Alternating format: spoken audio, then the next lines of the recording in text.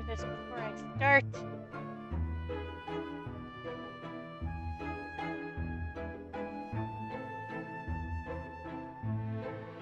I'm tangled up. That looks silly.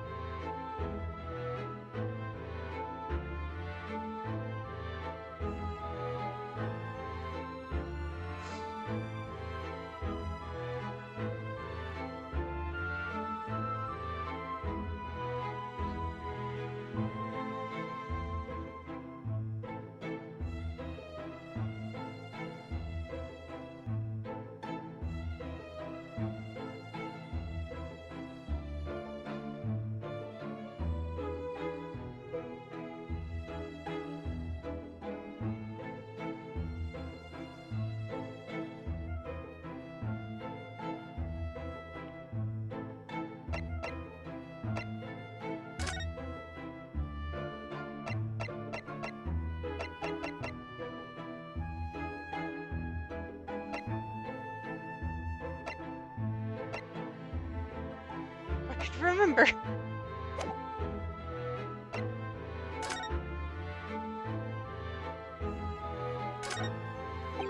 That's burnt. A miserable sight. Here, at least the whole room wasn't engulfed in flames. I suppose so. My whole collection went up in smoke, you know? All those novels I adored so much. Well, John, whose fault is that? Not mine, that's for sure.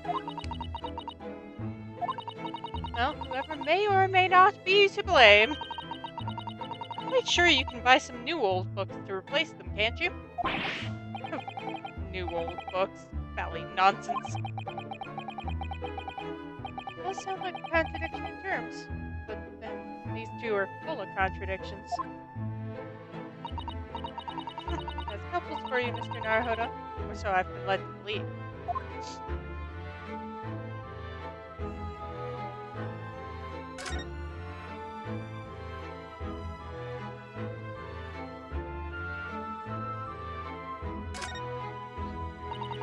Window looks out over Briar Road, where the young woman was attacked. Oh, yes, I can make a policeman on the far side of the road investigating the crime scene.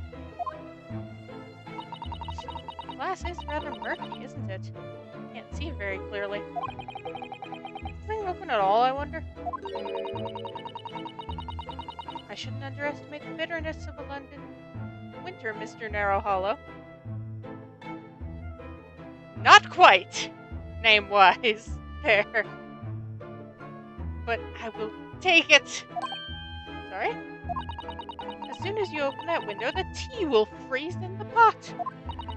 No Londoner would go opening windows at dusk in the middle of winter, I assure you. It's very unlikely these two would have seen anything of the incident yet then.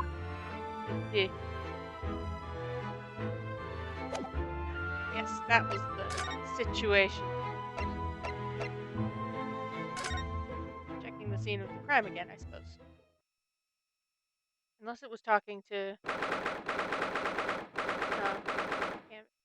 This is what happens when you don't do things for a couple weeks. You forget what the hell's going on. It's time, Mr. Naruhodo. We must hurry back to the prison. Let's hail a car... Oh. What's the matter? Looks like something's going on over there in front of the Gary Deb's house.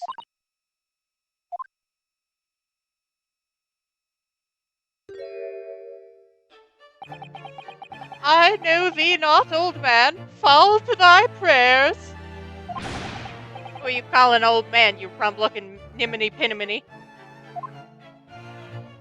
There are more things in heaven and earth, Horatio, than are dreamt of in your philosophy. He needs this, dramatic-ass voice. I'm sorry, I know I'm not doing voice acting for a lot of these characters, but he needs this. Who's this Horatio fella, eh? What are you on about? Excuse me. What the? Who are you now? I'm sorry, it just looked as though there might be some problem here. My associate here, Mr. Ryunosuke Naruhodo, is a lawyer, you see. A lawyer? What? If I can be of any assistance, I'd be happy to help. I'm from Japan, but I have studied English law. Fine. I'll be on my way for today. But you mark my words. This ain't over yet. Okay. Get thee to a nunnery!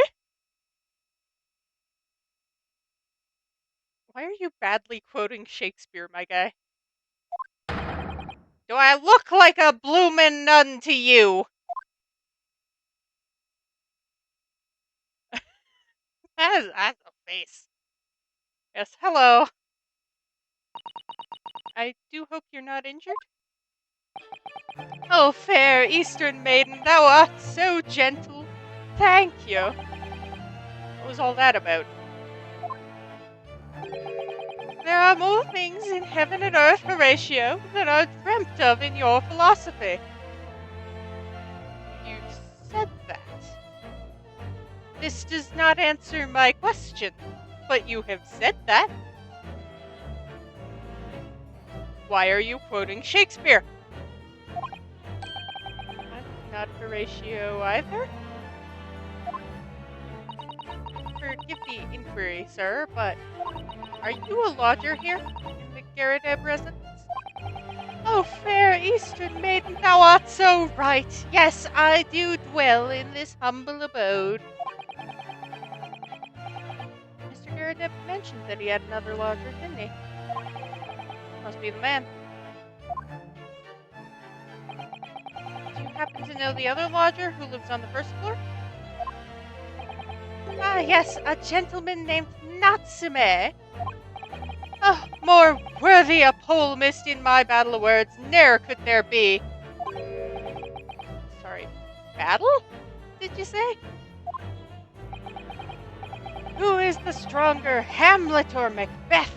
Mr. Natsume and I sparred long into the night.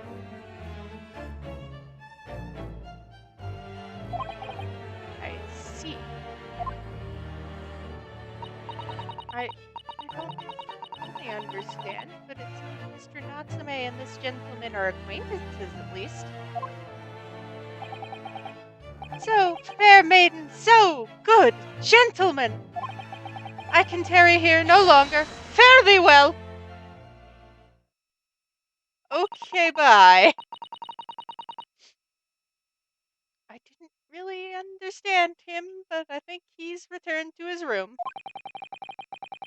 Seems he's unaware of what's happened to Mr. Natsume, so he can't really help us. With Soseki-san and that man as lodgers, the Garadeb house is certainly full of eccentrics. Anyway, I'll go find a carriage. Yes, I'm sure Mr. Natsume is eagerly awaiting our return. Let's hope we can get to the prison before visiting hours are over.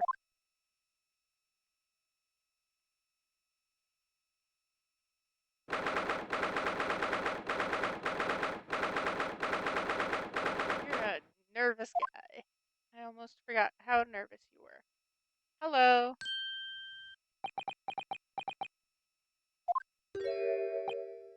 Oh, it's you. You're here. You came. Locum student Mr. Naruhodo Esquire. I can't believe you came back. I'm so touched. I'm so sorry to have kept you waiting, Mr. Natsume. Oh, no, think nothing of it. Relax. Take your own advice. Deep breaths. You'll be fine. If I were a cat, I would purr with pleasure at the company of such fine compatriots. Noble, nurturing, never-failing Nipponese! Now, let's not get carried away. Oh, I quite agree. There's nothing more reassuring than the familiarity of one's native land. Is Herlock here? On the other hand, there he is. It is through friendship transcending international orders that one truly appreciates the fact. You are a menace, sir. Such is my belief, at least. It's you! The miserable rotten spy, Hairlock Sholmes. Mr. Sholmes? What are you doing here? I have no intention of doing anything, per se, save observing, of course. Whatever do you mean, Mr. Sholmes? We're gonna give this guy a conniption. Look at him. Well, having encountered some curious reading material in that gloomful room, and having unmasked the secret identity of that eccentric pair, I decided I should drop in on my way home to see how our divested friend is faring. Gloomful room? At least your accommodation here offers a window, my dear fellow. In that sense, it is the superior option. That's rude.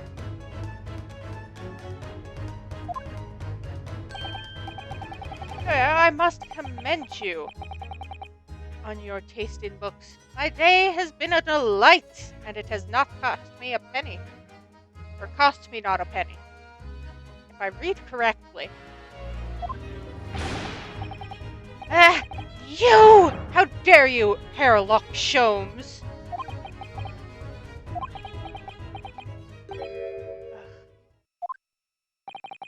I've had it. I'm through. I'm at the end of my rope. I should never have come to Great Britain. It was a terrible mistake. I almost said I was a terrible mistake, and that would not have been cool. Haunted by spirits in those accursed lodgings. No doubt my luck will be cursed in tomorrow's trial as well.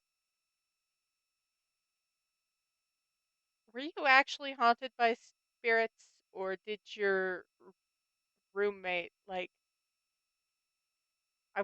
not roommate, fellow lodger, was he, being dramatic into the early hours? My whole life is bedamned! What are you thinking, Mr. Naruhodo?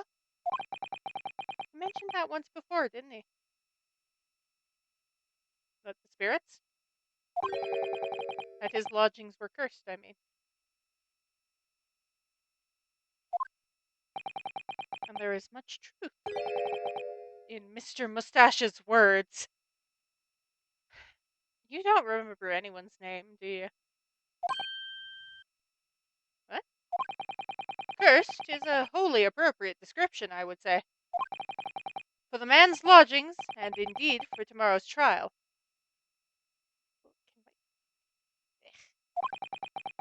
What's that supposed to mean?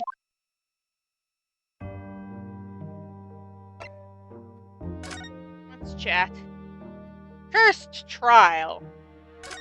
Start there. Mr. Natsume, what did you mean by what you said just now?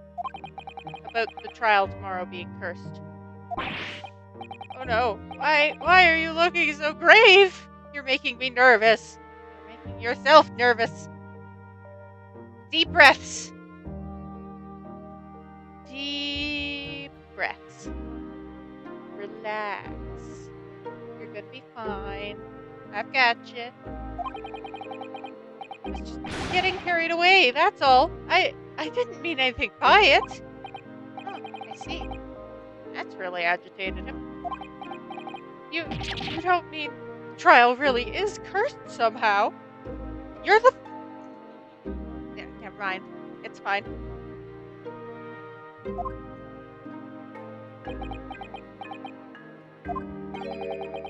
Are you referring to the prosecutor?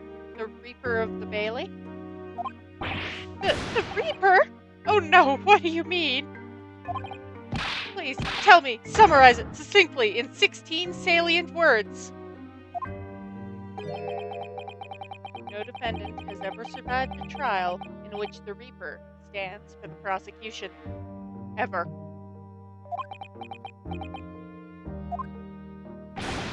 Oh my goodness, can it really be true? That was 16 words exactly! Yesterday, Mr. Naruhodo successfully defended someone against the Reaper. But then, after the trial was over, the defendant passed away in unusual circumstances. Mr. McGill did. What? What? Alright. I'm impressed, Miss Sato. You have an eye for detail. Actually, the Lord Chief Justice told us.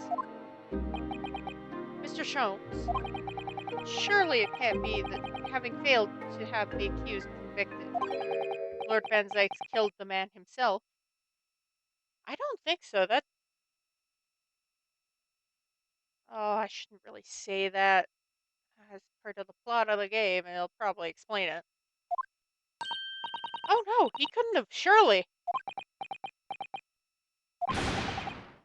Alright. You have some wonderful notions. Sorry? The man isn't a mass murderer. He's a court prosecutor, my dear fellow. Oh, yes. Why, of course he is. That's a full time.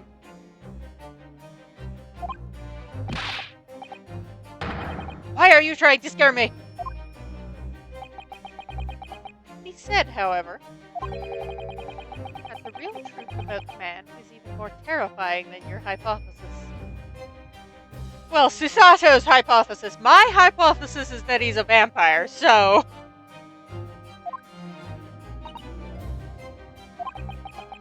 What on earth do you mean by that?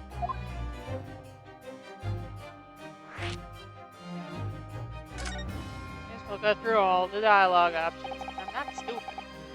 Van Zykes is quite an exceptional man. However, in London courts of law, exceptional does not equate to winning every case without exception.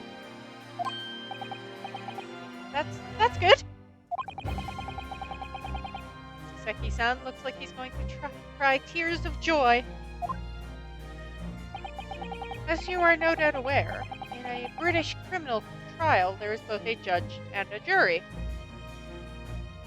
That there is. Are you saying... The judge officiates based on the letter of the law, while the jury offers public opinion and common sense. It didn't seem very common sense in Mr. McGilded's trial, but that is a different story. It's an excellent system whereby the defendant's guilt is considered from several points of view. However, public opinion in particular is somewhat easily manipulated. Back and forth, back and forth. Right. Criminals, and corrupt lawyers for that matter, can use it to their advantage. By any means at their disposal, contriving evidence, calling imposters as witnesses, and so on. By such underhand means, those who would want to are able to sway the jury. It means even in the light of irrefutable evidence, the prosecution can fail. It means the wrong verdict can be passed. The wrong verdict. And sadly is, from time to time, my dear madame. It is simply the reality of the situation. That's all right. However, those indicted by Lord Van Zykes cannot escape justice. Their fate is sealed. Oh my. Though the education may see them leave the courtroom with their freedom, within months they all disappear. It is most striking. Disappear? But how? Ah, by all manner of misfortune, sir. Perhaps they are trampled under a passing carriage. Perhaps they fall into the Thames and drown. Perhaps they are suddenly overcome by a raging fever. Perhaps attacked by highwaymen. Oh, no, no, no! All examples of the reality of events here in London, I'm afraid, Mr. Naruhodo.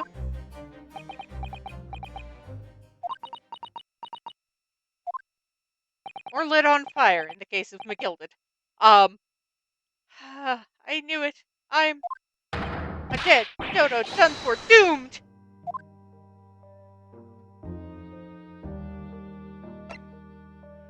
Alright, tell me how your lodgings are cursed. How about that? When you said accursed lodgings before, you were referring to your room at Mr. Garrett's house, I assume? Do you mean to say you believe the place is cursed? It's also possible he heard John and Joan Garrett having a spat. It's been a year now since I came to Great Britain, but I'd only been in London a week before I started to notice strange feelings in myself. That didn't take long then. Everywhere I looked, there were foreign faces staring at me, laughing behind my back. I was sure people were talking about me. I started to become nervous about going outside. They were always staring at me, all the time, from dawn till dusk. To be fair, based on the time the game is set, they probably wouldn't have seen a lot of Japanese people.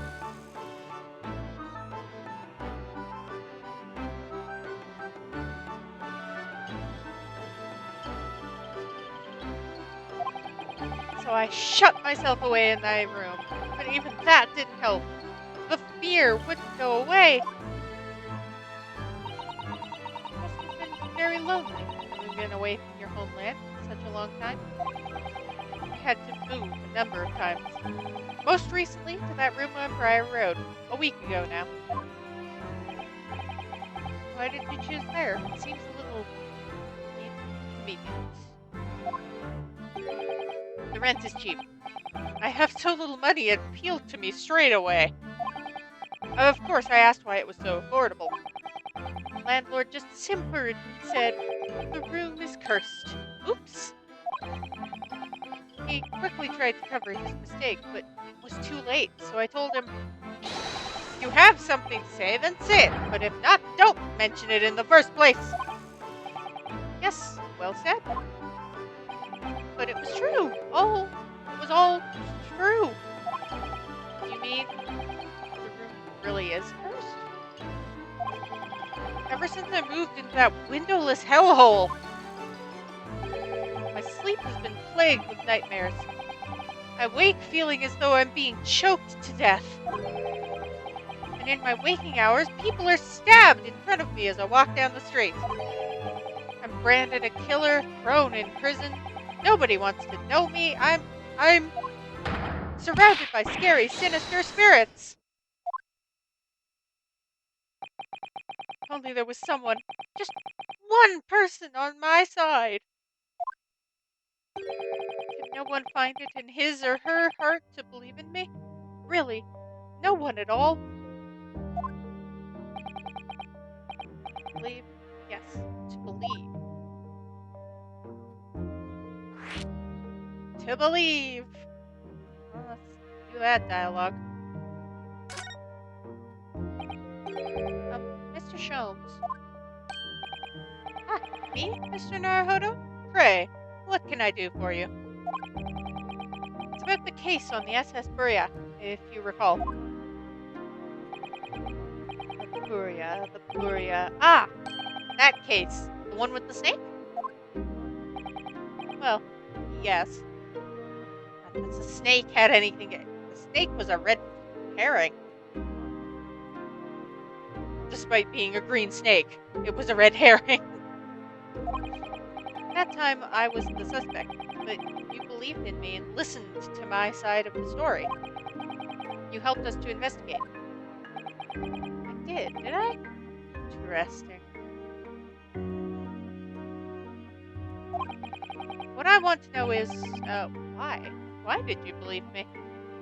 A marvelous question. my question is, did he really believe you, given that he was like, oh yeah, I did do that?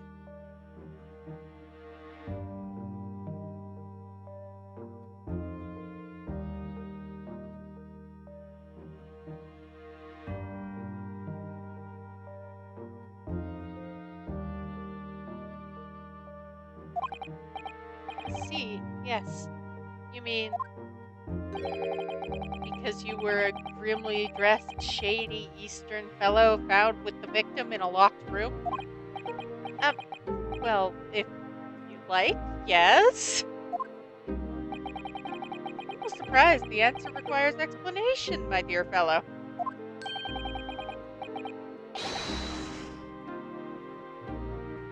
It's quite simple, really. You said I didn't do it. But I could have been lying. Surely you must have had your doubts. You must have suspected me a little.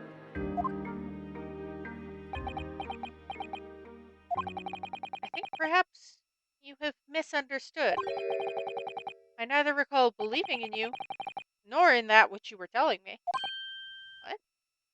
He believes in the evidence! Or something like that. You see, the only things I believe in are those I choose to believe in. That also works. What do you mean, Mr. Sholmes? I make up my own mind about what is to be believed and what is not. If I should like to believe in something, I do. The circumstances can hang as far as I'm concerned. But I could have betrayed your trust. Well, he chose to believe in you, so that would have been his own fault. I think.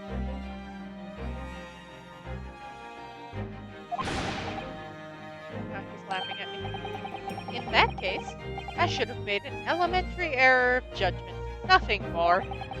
Betrayal of trust is an overused excuse, in my opinion. Meaning? Whether or not one should trust another is, in the final analysis, down to oneself. As a matter of whether or not one can trust oneself. Yes, he's right. He's right, locum student Mr. Naruhodo Esquire. I tried to say that name that like long as one breath, and it's I'm gonna hurt myself doing that, I think. Anyway, whether or not I can believe in myself. A defense lawyer is only as good as his faith in his client. And that comes down to how much faith he has in himself.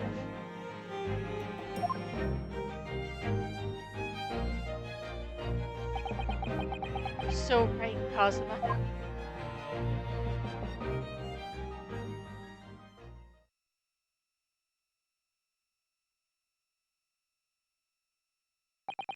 Well, my dear fellows, it's time we were leaving, I believe.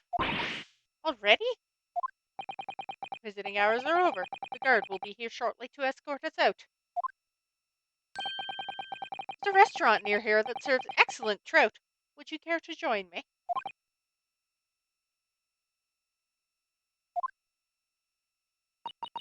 Oh, dear. There's never enough time, is there?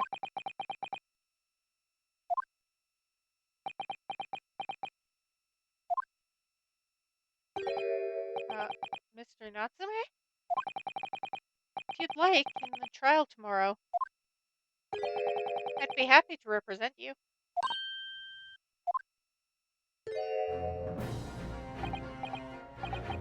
Welcome, student Mr. Naruhodo Esquire. How about we cut the name down a little bit? Maybe.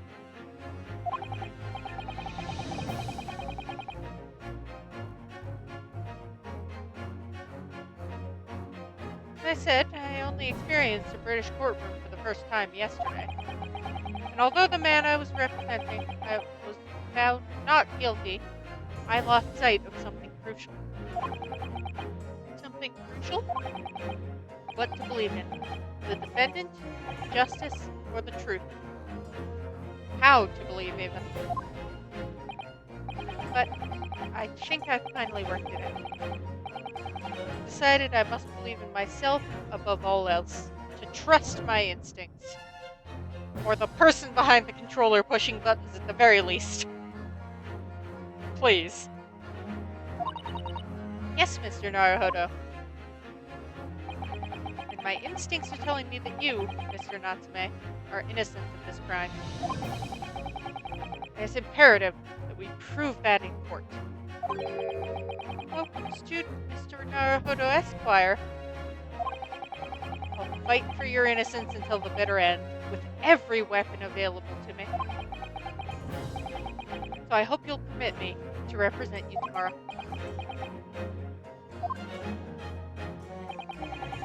As I said when we first met, I'd like to entrust my fate to someone who will listen to me in my native tongue. Of course, Mr. Natsume. It would be fair to say, Mr. Naruhodo, that your mind was, in many ways, made up from the outset. You merely needed the events of today to fully realize it. Yes, I think you're right about that. It's been a roundabout journey, but I got there in the end.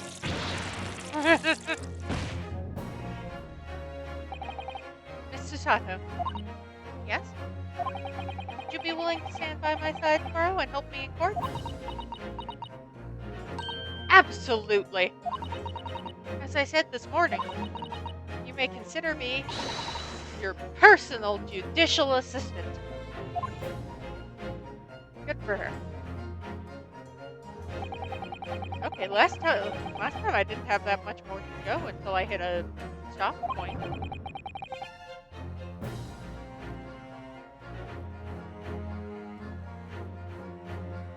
It's only been about half an hour. So, you know, it's time to stop looking backwards. Kazuma believed in me, and Mr. Sholmes believes in me now too.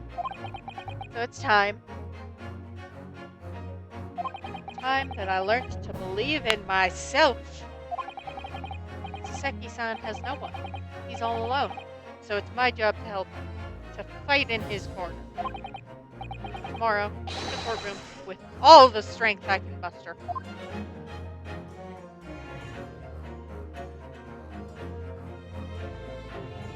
We continue. Yes, I'd like to save. Just because that makes life easier. Trial, part 1.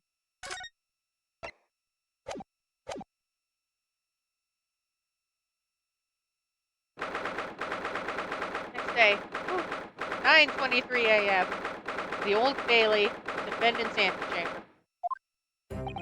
Well, I never expected this. Who'd thought we'd be back here again so soon? We're on a study tour of Great Britain, with the intention of learning the country's legal practices. In order to research the latest court procedures here, we need as much court experience as possible. Yes, I suppose that's true, but...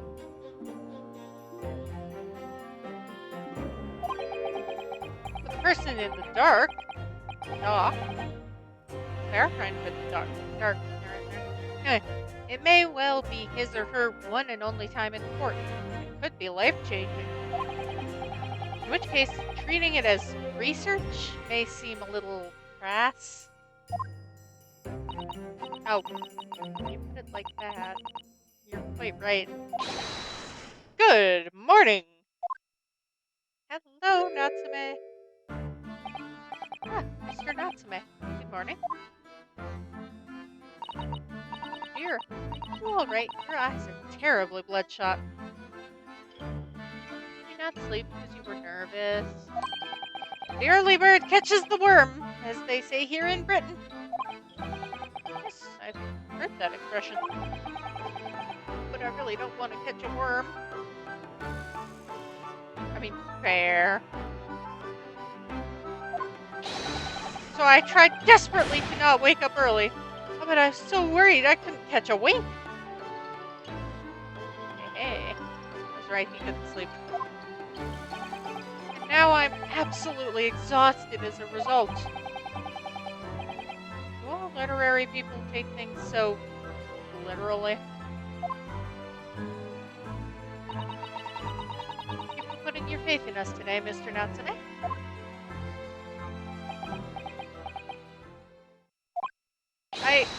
I wish I had 9 lives. My whole future hangs in the balance. I'm too terrified to tremble. You finished that and then you started trembling. Really? Because I can feel tremors in the floor. I can't do this. I can't take it. Although, locum student Mr. Naruhodo Esquire. Yes? I caught a glimpse of the public gallery as I walked by the courtroom. It looked like the opening night of the opera. There were so many people. I had no idea my case was such a notorious affair here in London. Oh, well, neither did I.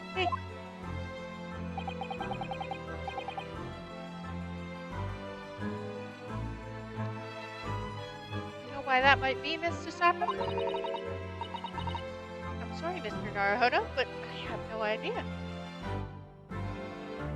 My presumption is that it's the return of the Reaper after he quote-unquote failed. So, like, people are like, he's gonna succeed this time. We gotta see him succeed this time. So that all-knowing look on your face is just coincidence then, is that it? Don't hide the truth from me. It's because of the Reaper, isn't it? Lord Van Zykes? Is that right, Miss Sasaka? I purchased as many different newspapers as I could find this morning, and yes, Lord Van Zykes is on the front page of every one. I knew it. Sometime after the prosecutor was dubbed the Reaper of the Bailey, he stopped appearing in court, it seems. It's been several years now, in fact, until the day before yesterday, with Mr. McGilden.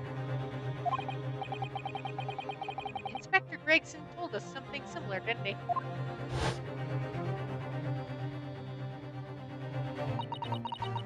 The trial 2 days ago marked Lord Van Zykes' return to the courtroom after a very long hiatus. The trial of Magnus McGilden. What a harrowing experience that was. I believe that appearance made even greater waves here in the capital than today's. Oh, I'm sure it... No.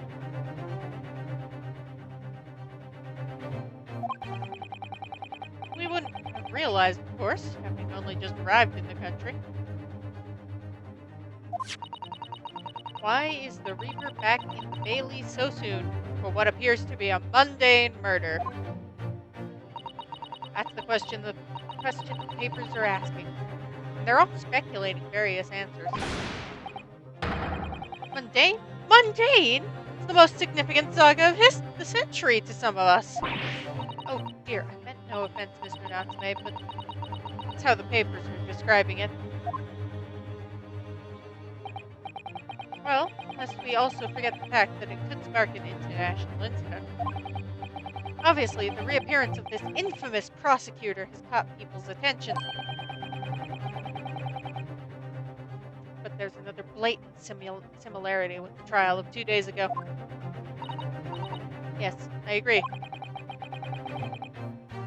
Locum student Mr. Naruhodo Esquire. It's you! Me? I suppose that's true. Like, you were the offense for me, Mr. McGilden. Both times, it is you who stands against this legendary prosecutor. It can only mean that you're friends with the Reaper. Incorrect! Please, I don't rub shoulders with Deathbringers. afraid there's really only one other explanation. I think the main explanation would be the Chief Justice is pitting me against Sykes to see, like, how I do. It can only be another example, Mr. Naruhodo, of your uncommon bad luck. Thanks for that. Oh, this is just my luck. Why must I be represented by a man with such frail fortune? By the least lucky lawyer alive. Oh, let's not forget, it was you, Mr. Natsume, who asked me to represent you.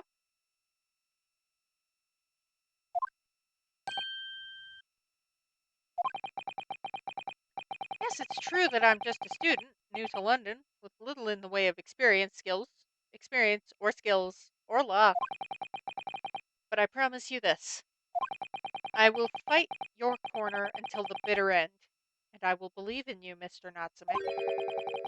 Oh, benevolent locum student, Mr. Naruhodo Esquire!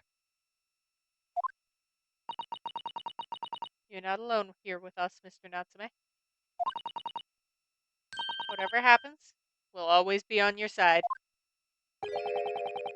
Oh, benevolent non-locum assistant, Miss Mikatoba Esquires!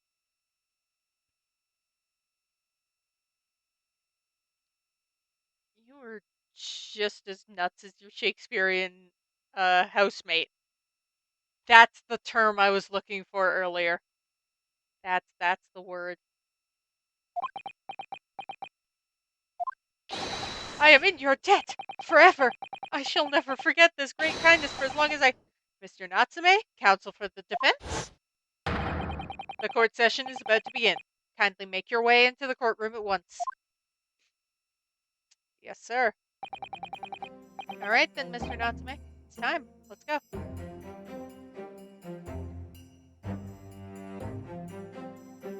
After I have a sip of my beverage. Yes! Here we go, Mr. Defendant. This is it. My second appearance in a British courtroom. And my second trial against the Reaper. I hope you're watching over me, Kazuma. Because this time, I won't let my faith waver. I'll believe in my client to the last.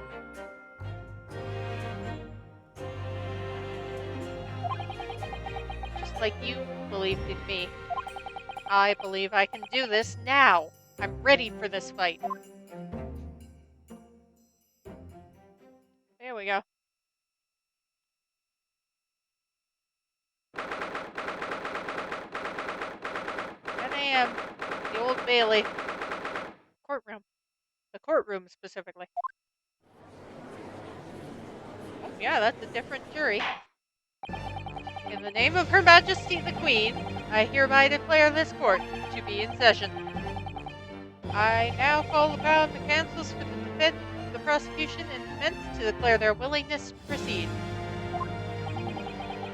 The prosecution is fully prepared, my lord. Defense is ready, my lord. You're a nervous guy.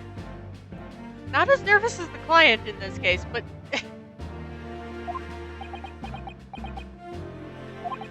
The Nepalese are a truly fascinating breed.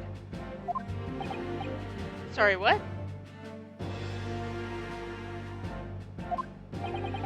Lord Strongheart has told me all about you. That you are a student who arrived in London but 2 days ago. A mere amateur. Do you have a point?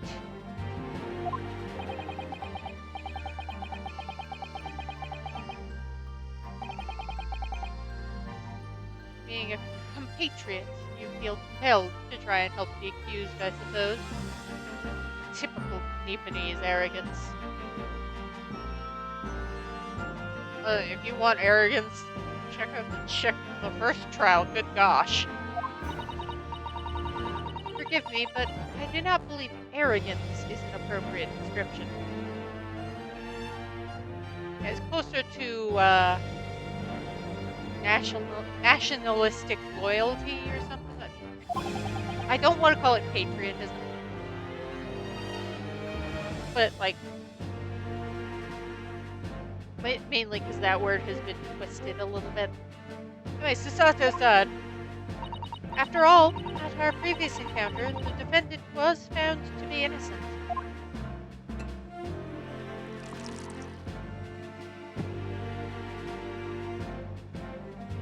Ah, grammatically appropriate topic. Has a creeper illustration on it. Anyway, very true, and a most fascinating, dark trial it was too. The tragic conclusion came later, of course. Here's to the acquitted and his unfortunate violent end.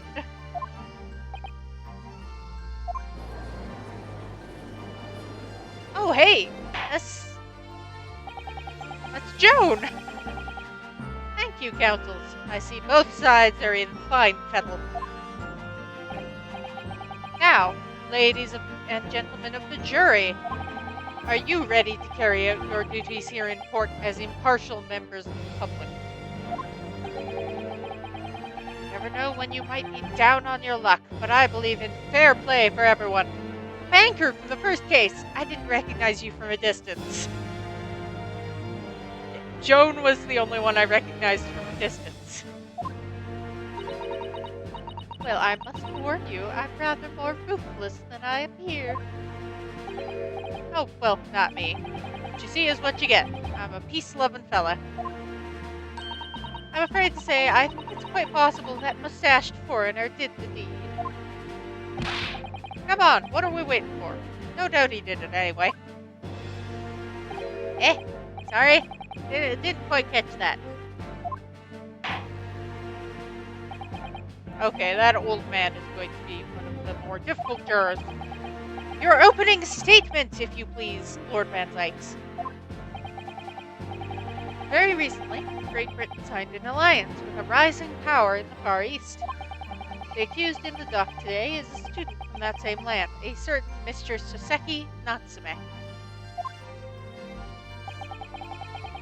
And while our country has extended this foreign student the warmest of welcomes, not according to him, but okay. Regrettably, the kindness has not been returned. In fact, the student is accused of a most sinister act. Of plunging a knife into the back of an innocent woman who was doing nothing but walking down the street.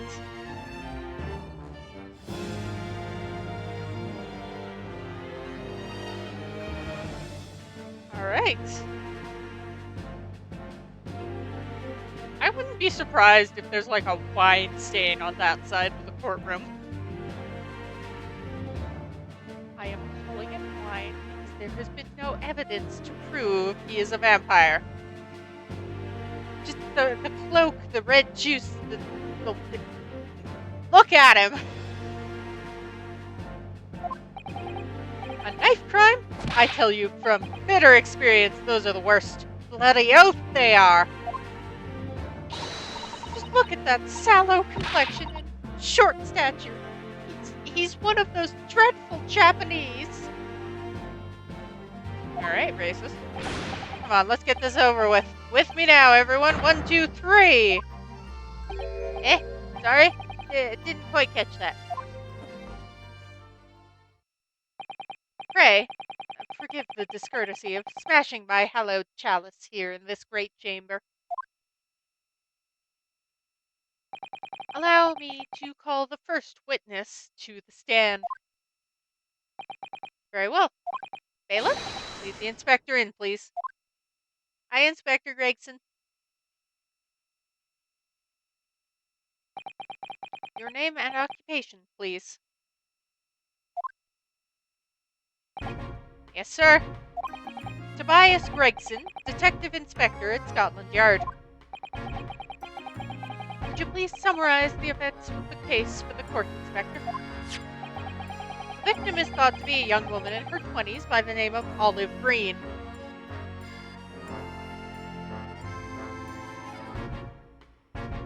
she have siblings? Are we dealing with the youngest of 3 and her older sisters Mint and Spring? Beg your pardon, Inspector? Thought to be? Yes, having been stabbed in the back by her attacker's knife, the victim fell unconscious. It was 3 days ago now. She's been comatose ever since. So they don't even know who she is for sure? Comatose, I see. But her life is not in danger? Fortunately for the Eastern student, the charge will not be murder. Pray, elaborate on the details, Inspector. Sir, if I could ask everyone to look at this street map. Show us the map. As I mentioned, the incident took place 3 days ago at around 5 in the afternoon. Happened on the pavement running alongside Briar Road, a wide thoroughfare for horse-drawn vehicles. Okay, yeah, 5 p.m. being, like, dark and misty makes sense for winter. Especially in London, which has, like, such a high humidity. Anyway.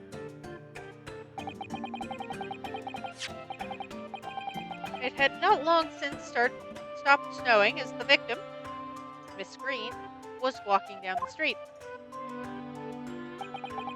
Out of the blue, she was approached from behind by the accused and stabbed in the back.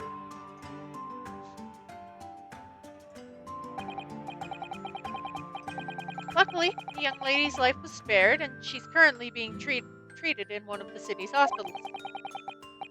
But being unconscious as she is, we've been unable to take a statement from her, of course. This is the case file with everything we know about the victim so far. I'll have to go over that. Thank you, Inspector. The court will accept the documents as evidence, if you please. Case file has been entered into the court record. What of the weapon that was used? Ooh, will that go in the court record too, or was it, like, thrown into the tapes or something?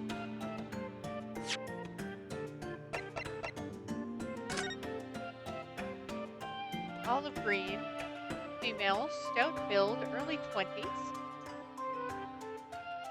Reporting officer, Rolly Beat. Victim remains unconscious. Her name was gleaned from her personal effects. Sensible. Other details are unknown. Hurt was a single stab wound. No other signs of injury were observed.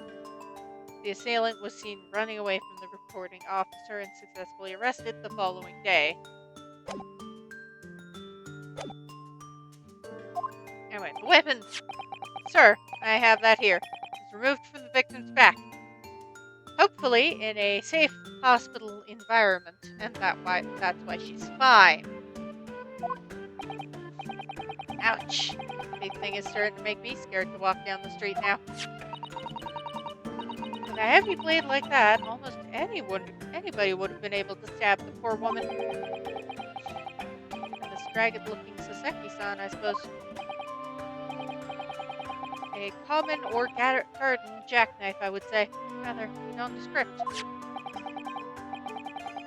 Thank you, Inspector. The court accepts the blade as evidence. Large but commonplace folding knife.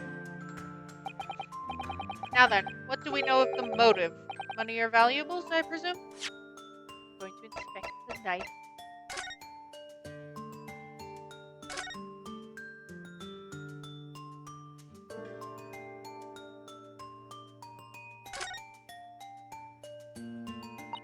The tip of it. Just the tip. A small piece of the blade appears to be missing. What could have happened to it? You don't think it could still be lodged in the victim, do you? Oh dear, I hope not. It sounds terribly painful.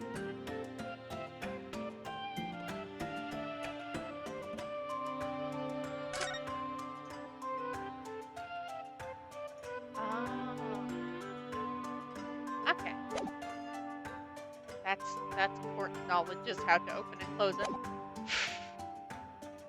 Now, the tip being missing could come up. From what we can tell by looking at the woman's possessions, it seems like she's a poor student herself. Hard to imagine she would have had anything much worth pinching, my lord. I see. Well, in that case, are we looking at some deep-seated resentment towards the victim? I'm afraid I couldn't say. Apart from visiting second-hand bookshops, the defendant, Mr. Natsume, doesn't appear to get out much. Oh, and he told us he had no idea who the hell she was! At this moment in time, we haven't been able to establish any sort of connection between him and the victim. Yes! This isn't a classroom! If theft and grievance had been ruled out as the motive, what reason could Mr. Natsume possibly have had for stabbing the young woman? Yet you arrested the man in spite of that in a totally unjustified and heavy-handed way. Objection! Oh, yeah, throw the rest of the wine, why not? Pray forgive the discourtesy of flinging a freshly uncorked bottle into the public gallery. If you don't do it, you won't have to say pray forgive the discourtesy every time. Anyway, but your words have soured its hallowed bouquet. For it is you, my learned friend, who is being heavy-handed here. What? Scotland Yard does not arrest people without good cause. That should be beyond question. Inspector Gregson, the prosecution calls for your formal testimony. Explain to the court precisely why the constabulary came to arrest the Nipponese student. Yes, sir.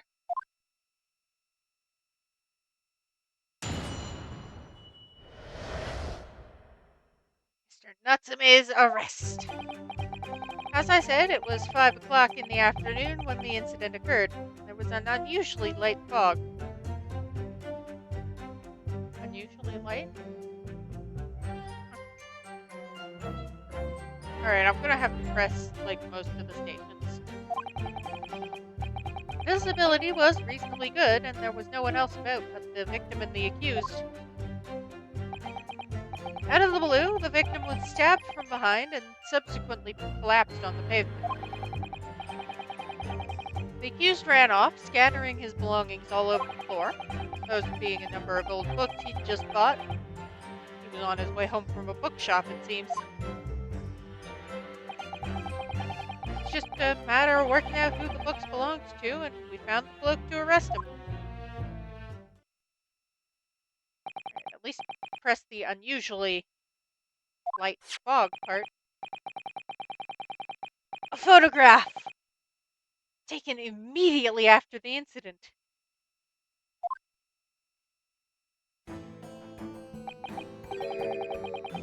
Clearly see the books to which you are referring.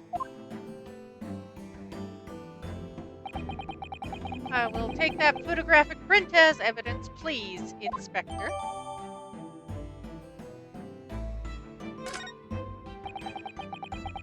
You Nipponese are a spineless breed, too cowardly to admit defeat. Are we spineless or are we arrogant? Make up your mind. Despite everything, despite overwhelming evidence to the contrary. Well, forgive me, Lord Van Zykes, but the defendant is not denying everything, as you put it. What are you doing, Miss Sato? Do, go on. Mr. Natsume has admitted to playing some part in the incident. Isn't that right, Mr. Naruhodo? Now you mention it. When we visited him in the prison yesterday, he did tell us what all happened. Oh yeah, he told us about how he booked it. As I was walking along that accursed pavement, I could make the sole silhouette of another ahead of me. Oh, he's saying it's foggier than Gregson is. A woman, wearing a green overcoat she was, and just as I went to overtake her, she suddenly let out a little scream and collapsed onto the cold, hard slabs of stone at my feet. I was terrified. I had to get away from there, so I ran as fast as my legs would carry me back to my accursed lodgings. I required a beverage.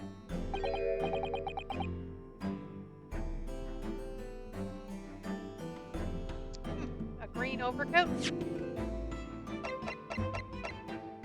Yeah, that is green in the photo. Well, that's exactly what the woman in the print is wearing.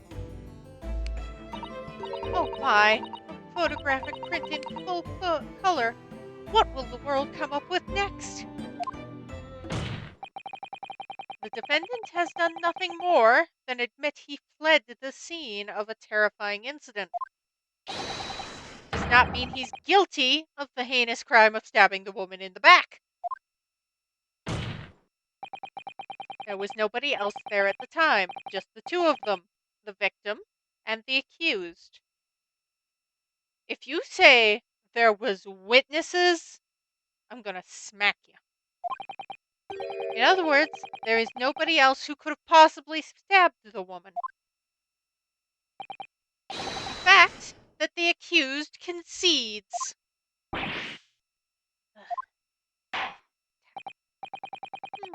Seems this cross-examination could prove to be pivotal, counsel. Proceed, please.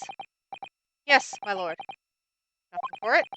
I have to use this cross-examination to turn the tables here. It's our only chance. Alright. Pressy, press, press. Press, press, press. I do also like the stained glass, like, cut-ins of the lawyers. It was 5 in the afternoon, and there was an unusually light fog. Hold it! A light fog, you say? Well, light London. You can see the opposite side of the street for once. Not much further, though. That's light, is it? Around these parts, yes. Not something I'd expect a Japanese fellow like yourself to know, of course.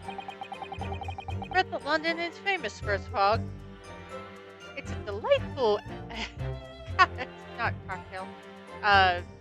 Beverage. London fog. Anyway, irrelevant.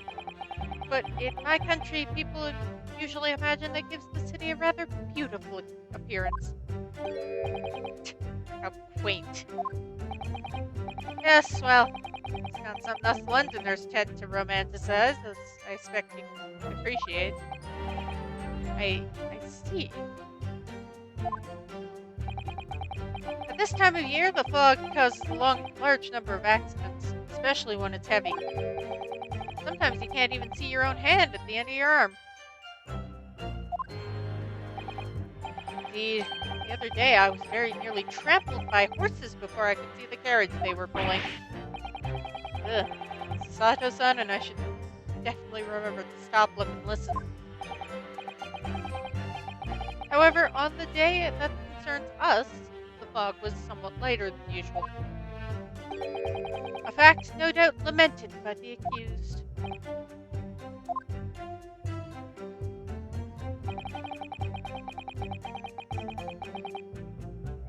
Hold it! How do we know there was no one else? How are you able to state that with any certainty? Quite simply, my learned friend, because that is what the witnesses to this crime have told us. If there were witnesses, there were other people on the street.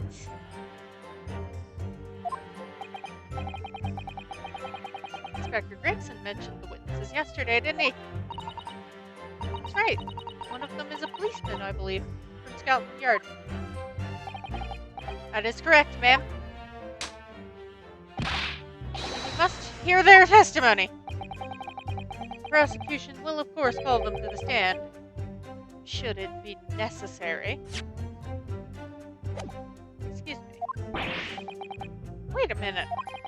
At 5 o'clock in the afternoon, in the middle of winter, it would have been dark already.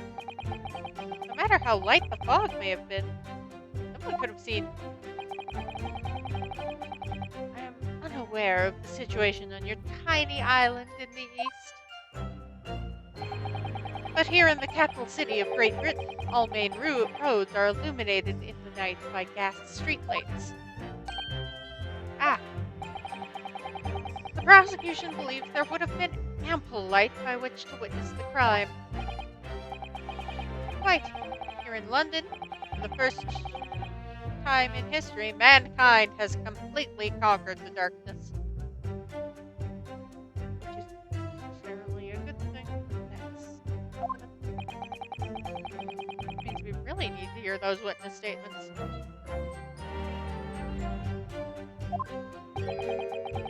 Just get through the fog of this cross-examination, maybe we'll be able to. Seems the counsel for the defense is taking stock. Continue with your testimony, Inspector.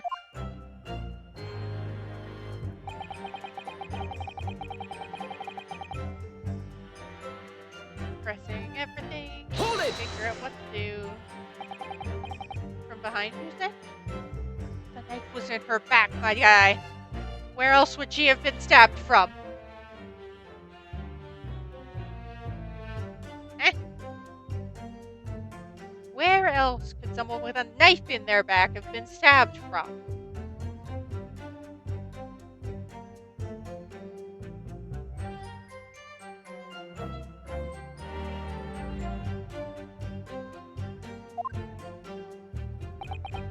That's right. As you can see from this print.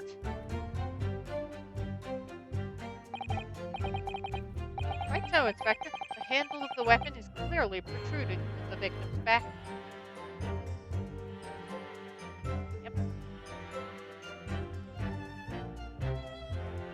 Which is not good for me as a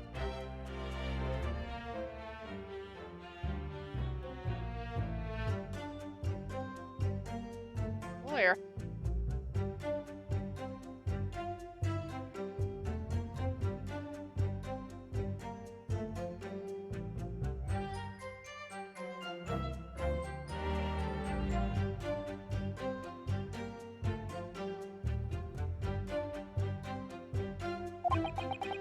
You say this poor woman, Miss Green, remains in critical condition?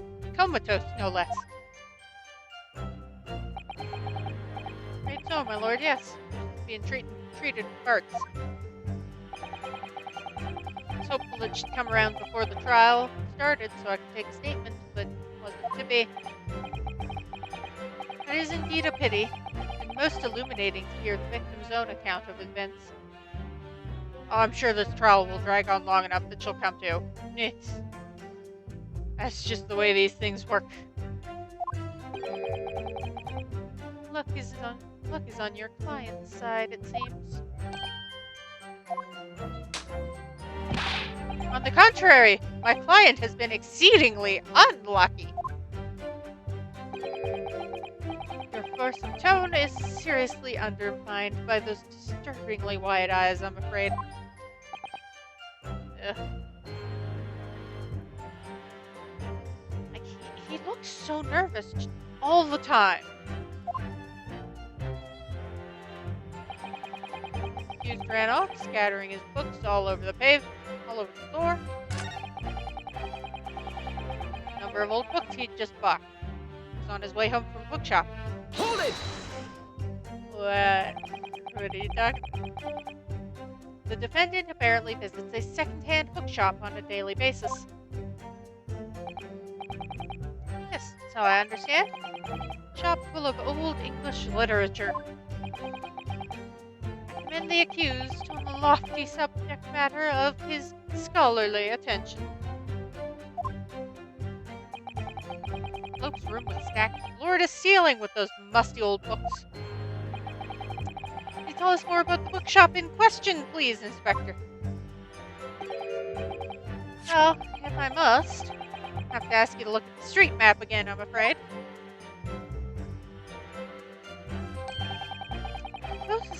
second-hand bookshop of the accused lodgings is this place here, Bourbon Books. A little place on the corner of Briar Road and Meerschaum Street.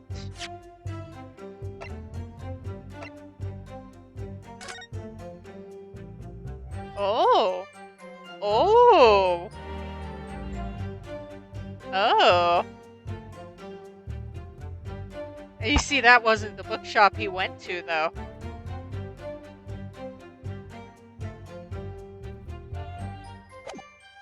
That...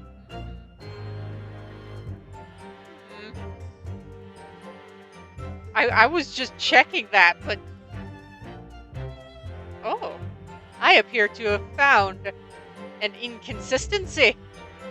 Oh.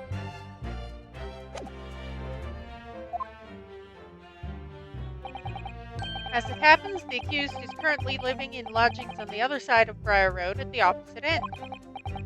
Which means it doesn't take a genius to work out the route he was taken home. Something like this. Locomax information has been updated. But you see, I have further questions. Yes, I concur with your conclusion, Inspector. The defendant certainly would have passed the scene of the crime on his way home from that particular shop. See, that was the shop he was coming home from. Ho ho! Mr. Naruhodo, I think that what the inspector just told us could turn out to be of vital importance. Oh, I think so too. I think so too.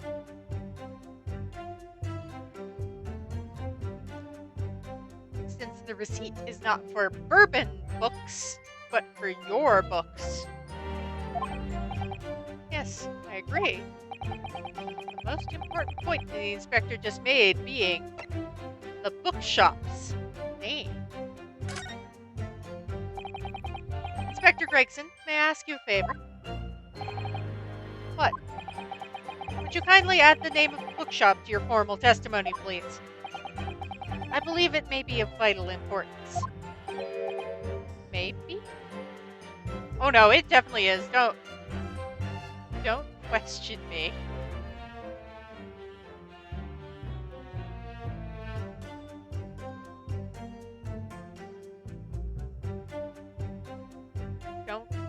Yeah, it's of vital importance, trust me. Oh, well, you know, I mean, yes, it could be a very important clue. Very well. Not that I can see it being of any great significance. But please revise your testimony accordingly, Inspector. Yes, sir, my lord. Whatever you say. May I be any more sardonic? See, I didn't read that sardonically. I'm sorry.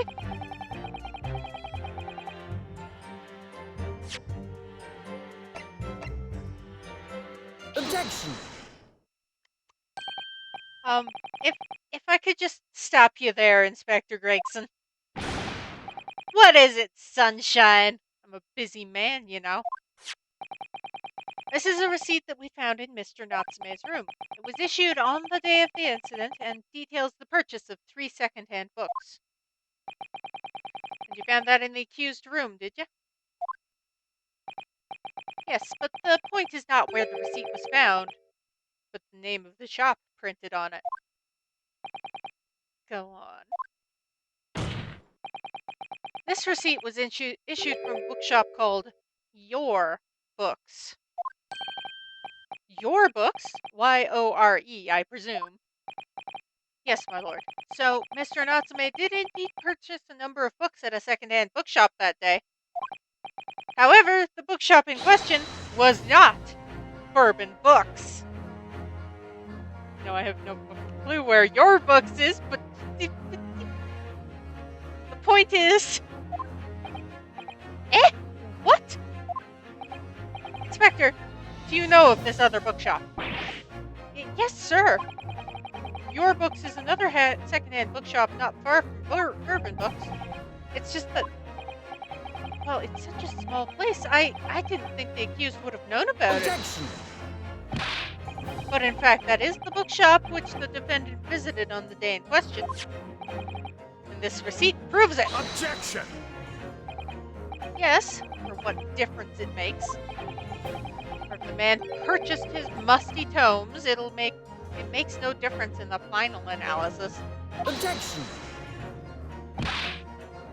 I disagree. I mean, after all, I have the street map here, if that might be of help. Oh, yes, thank you. Have a look at this, please.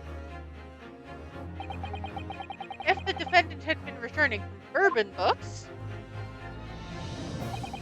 then yes, he would almost certainly have passed the place where Miss Green was attacked. However, if we take into account the fact he was actually at a different bookshop, Your Books, it may very well turn out he wouldn't have passed that location at all. Would that be true? My. It depends on where this other bookshop is, but I do declare that it is maybe a possibility. Is that right, Mr. Lawyer, sir, what you just said? Absolutely. Absolutely could be right. Alright, Mr. Gregson. It's Your Books. Inspector Gregson, where is this Your Books establishment? Well, obviously we looked into that. Turns out that Your Books is just here on the next corner of Meersham Street, going east. Oh, so he probably would have gone along Calabash. And there you have it, as you can clearly see now. Oh. I mean, it is feasible that he went around. My learned Nipponese friend is obviously in training to be a clown, the way he regales us with such witticisms. To your future career in the circus. You put that glass down now, or I'll put it down for you. I didn't think I needed to spell it out, but here we go. You will note there are 2 possible routes. There's no doubt he still would have passed the place where the victim was stabbed. Not necessarily. See, he could have gone down Calabash Road instead. That way. Depends on where the entrance is to the shop, I suppose. Because if it opens onto Calabash, he'll have gone down that way. I would have, at the very least. Not allowed to refute this, am I? Yes, thank you, Inspector. Ugh. Allow me to reiterate for my learned, if somewhat slow, Nipponese friend. Wherever the man purchased his musty tomes, it makes no difference in the final analysis.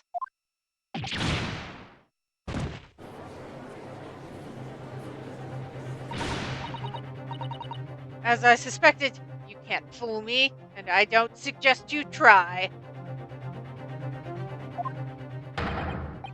What did I say, eh? I've had enough of this now. Beg your pardon? Terribly sorry, but would you mind repeating that? Mr. Naruhodo, we mustn't give up. What do you mean? The prosecution's assertion is correct. The members of the jury may very well decide that Mr. Natsume is guilty. She's absolutely right. We must think. We must consider the assertion put forward by the prosecution very, very carefully.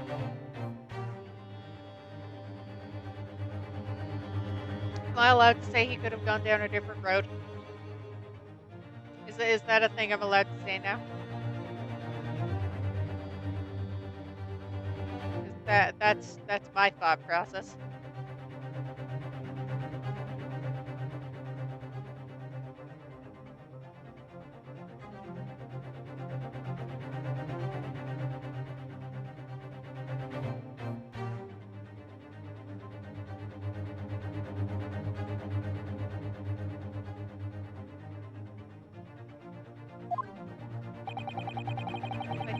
Araseki-san must have passed the location of the incident on his way home from your books, but there's another frickin' street! He could have gone the long way.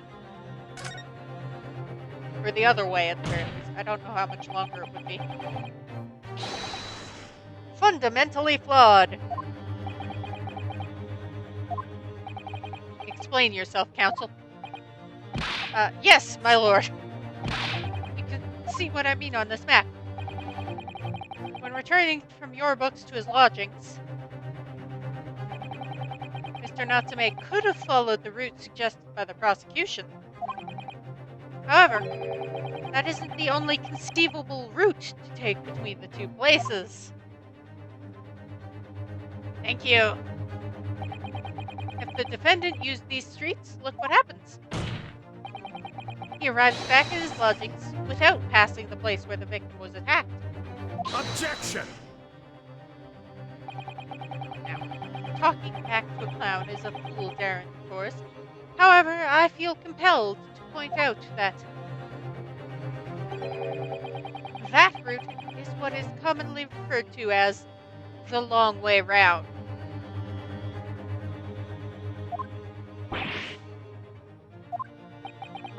On a cold winter's night, why would any man choose to take a longer route home? Well, Natsume would do it to avoid interacting with other people.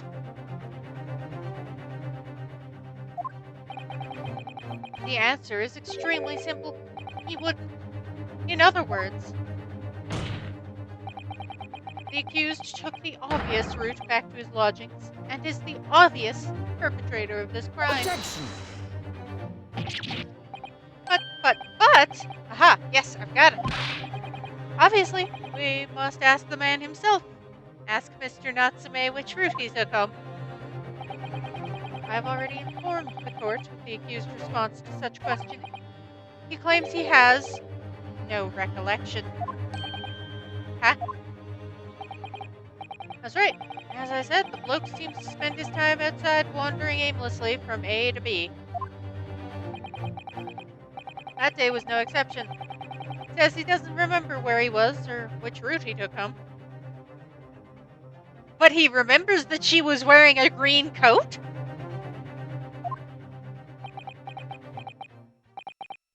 I don't believe this. Ace Attorney is very dramatic. I thank you, my learned friend, and suggest we do not waste any more of the court's time by wandering aimlessly around this subject. Pray, what say you, insightful jurors?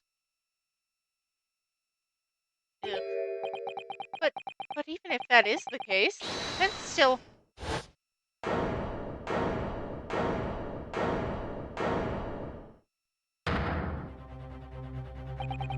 I agree with Lord Van Zykes, wholeheartedly and in every way. What? I don't believe it. Does this mean we members of the jury are completely convinced now? Very well. In that case, I hereby call upon all members of the jury to present your findings to the court. Guilty! Guilty. Guilty. Guilty. Guilty. Guilty.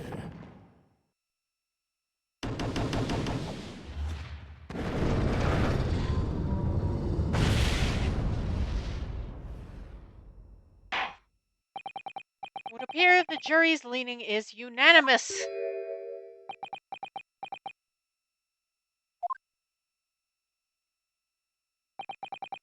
To the insightful members of the jury, I applaud your brave resolve. You serve Queen and country admirably. Mr. Naruhodo.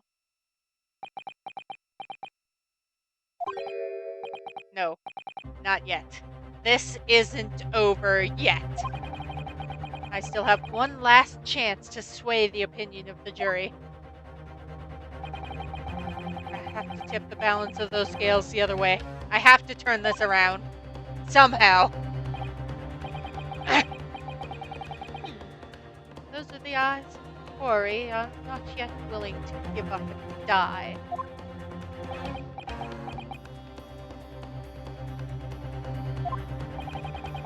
So I presume you intend to wield your rights again in this trial?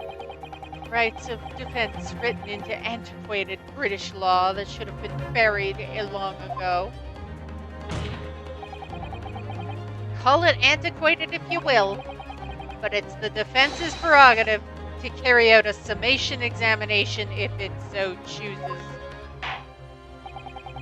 Very well, counsel. In accordance with the letter of the law, we shall proceed with a summation examination. Are the members of the jury ready, Mr. Foreman? Of course we're ready. I'm all too familiar with that Nepalese whippersnapper and his uncas refusal to throw in his alley.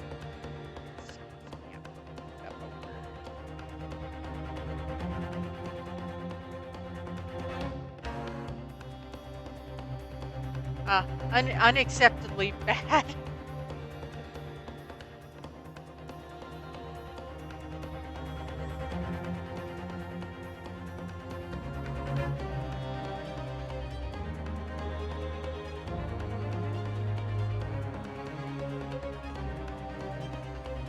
Okay.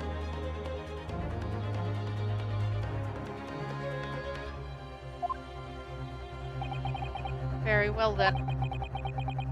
Ladies and gentlemen of the jury, you will each explain on what grounds you have determined the defendant to be guilty.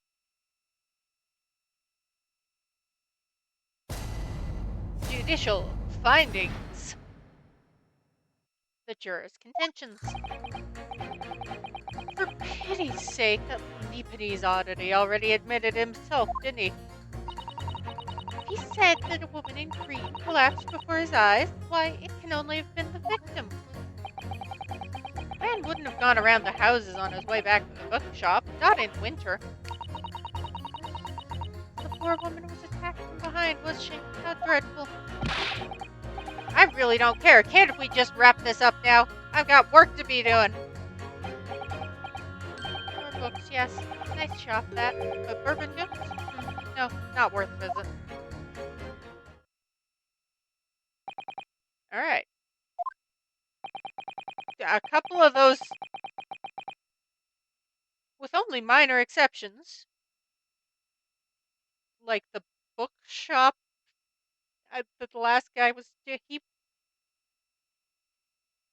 reasons for finding the defendant guilty are all too clear. When the stabbing occurred, the only two people at the scene were the victim and the accused. And the accused himself has admitted to seeing the victim in her green overcoat sink to the ground before his eyes. Furthermore, we have heard from the inspector that the defendant then fled the scene. I must say, I would have ample grounds to convict this man already. Oh dear, even the judge even the judge appears convinced of Mr. Natsume's guilt now. Ugh, why do you have to run away like that? And how are we supposed to believe in some phantom attacker that nobody could see? Same way you believed in the phantom woman in the first case. Maybe. It's impossible. How can I possibly make the case for the defense? Very carefully.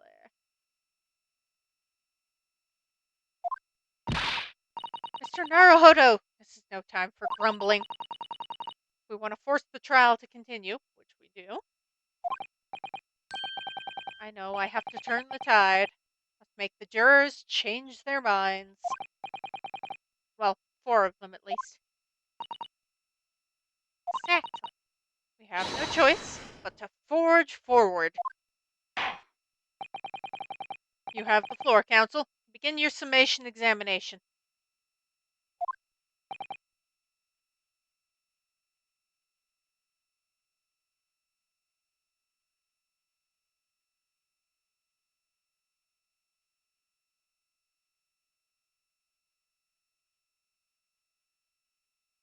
My lord. Here we go.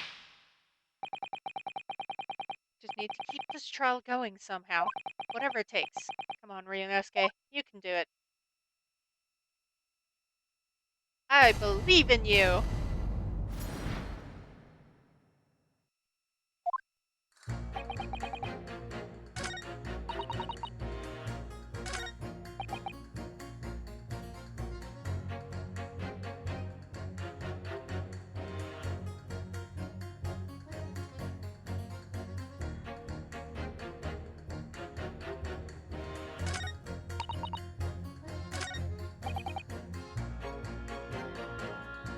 Hold it!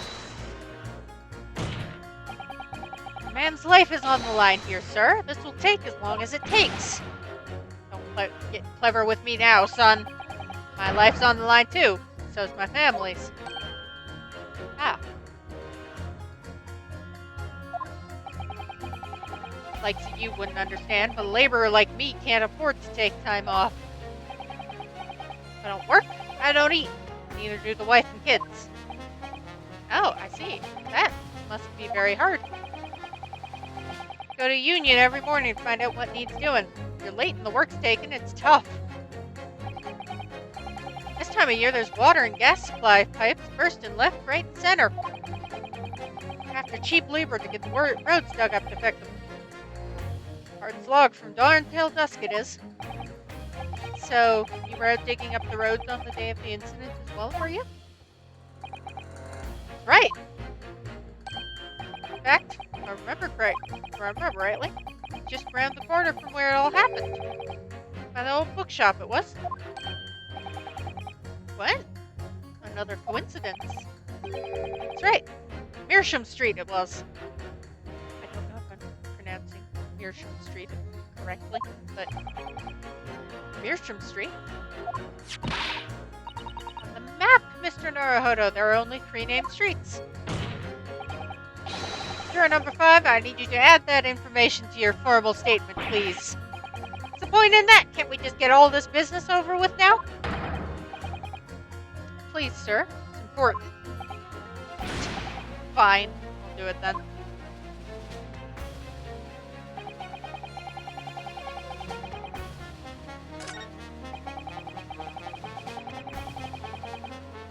Hold it! How is Corbin Books not... What, hold it, you say? Oh, hold what? No. What I said was... Hold it. What I wanted to ask was, do you visit your books often? I like the old books they have in there, yes. I enjoy reading them over a nice cup of old tea. But I hope old tea just means old-fashioned and not actually old.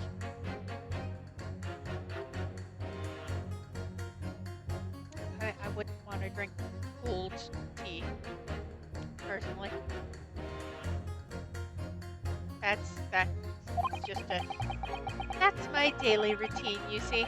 Same thing every day, including the day you're all talking about. And at what time did you visit your books on the day in question? Well, I was picking out books in there all afternoon, and it would have been just before 5 that I left. That's my daily routine, you see. Same thing every day, including the day you're all talking about. Just before 5, you say? Exactly when the victim was attacked. Are you sure about the time? Oh, I've noticed something. I've connected the 2 dots. I don't know if I've actually connected any dots, but I've connected the dots. Because if he wears that coat on the regs... If he wears that coat regularly...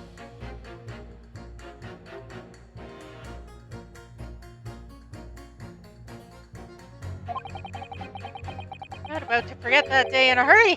Not after the dreadful time I had. What do you mean? Well, I was walking down Calabash Road when I slipped on the ice and donked my head.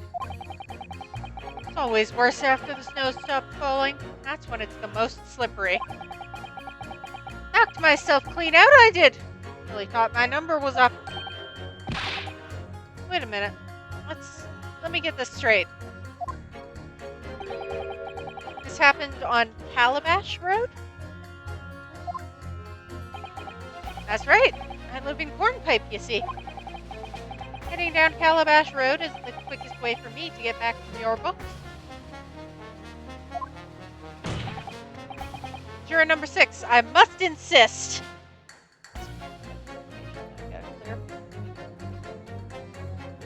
Clear notifications. Did you add that information to your formal statement? It may very well be extremely significant. Sorry? Extremely sick? No, I'm quite alright now.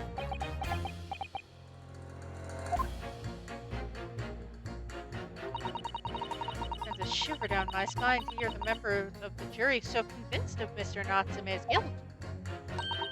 I can't help feeling that some of their opinions are rather subjective. I agree. It's the irrelevance of what some of them are saying that sends a shiver down my spine. Still, at least some of their assertions don't actually incriminate Mr. Natsume of anything. That's something. Let's use that to our advantage, Mr. Naruhodo. Cunningly. You're right. Let's listen to the jurors again. And if any of their assertions are at odds, I'll pin them mercilessly against each other. Hit them, not pit them. Don't hold back. Pit them all against each other. I have the feeling that if this was not set in the time period it was, friggin' Sasato would be way more feral. Okay, a woman in green. Well, does Mr. Number 6 always wear a green coat? He might not have seen a woman collapse.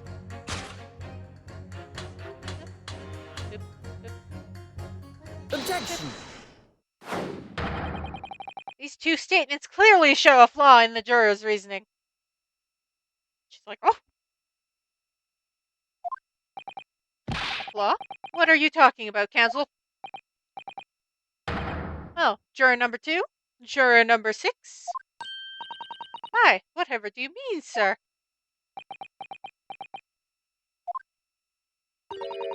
I think perhaps the old man didn't hear you. Unbelievable. It's not like I was loud or anything. There's at least one fact of which we can be sure here. The bookshop receipt found in the defendant's room clearly indicates that on the day of the attack, he had been to your books and purchased a number of second-hand titles. He then returned home on foot. The man says he has no recollection of his return journey. That's correct. But what he does remember is seeing someone appear in front of him on the way. Someone in a green overcoat who suddenly collapsed on the pavement before his eyes. Yes, we are well aware of all this. The poor young woman who was stabbed, obviously. Objection! Can we really be sure of that, madam? Why, whatever do you mean? Well, if number 6 is always wearing that green coat, it might not have been a woman at all.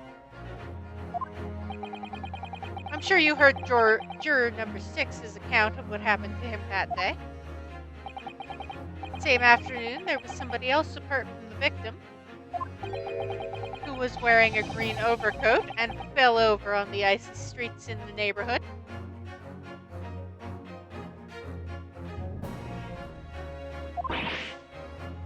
Oh my! Goodness, you mean...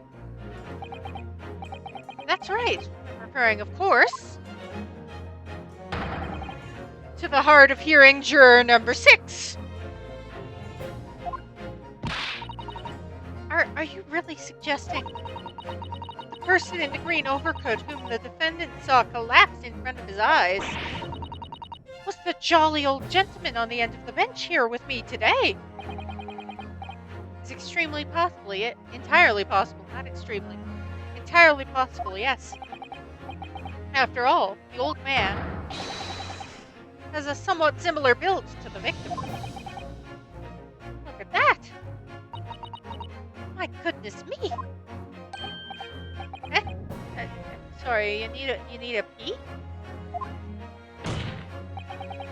And crucially, we know precisely where the old man in the green overcoat fell.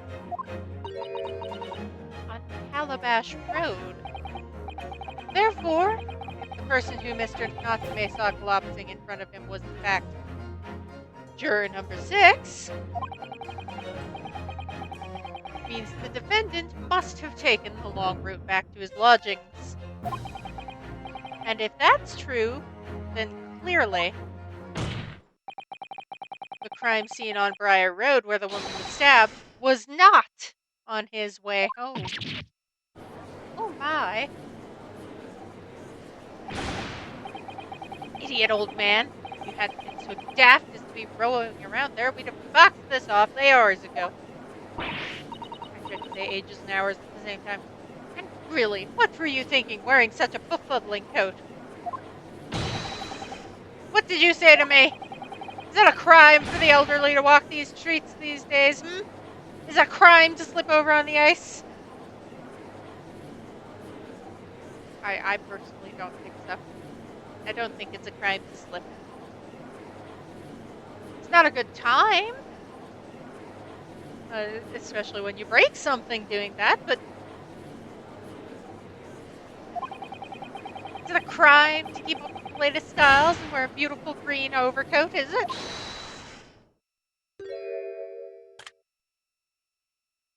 Oh, she does her makeup. Lovely. My lord, I do hope it won't cause any inconvenience, but you'd like to change the leaning, I presume? I do declare that I would. I should like to call for a verdict of not guilty. Why did I pick a visual novel? Thank you. And I would too. What? Is it a crime to change your mind, is it? Well,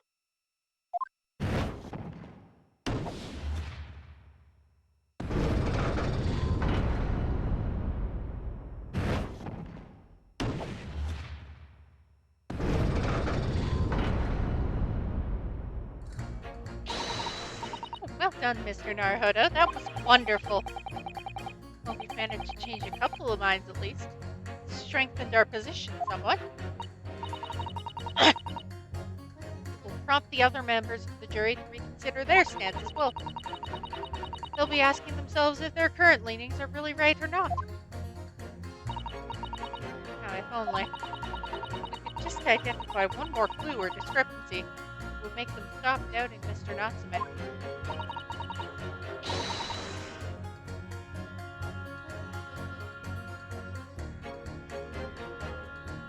Might be able to tip the balance completely. That's exactly what we've got to do. Van Zykes is looking to bring this trial to an early conclusion. That's what we have to prevent, by whatever means we have at our disposal.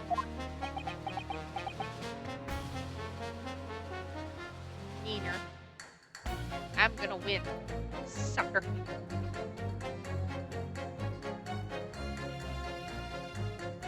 I'm at least gonna try to.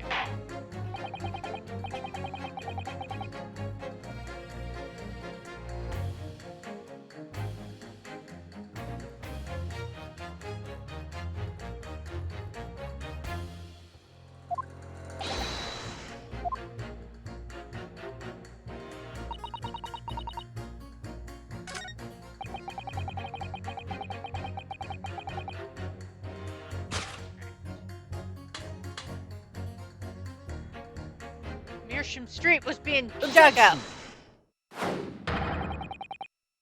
Those two statements are clearly at odds. Explain!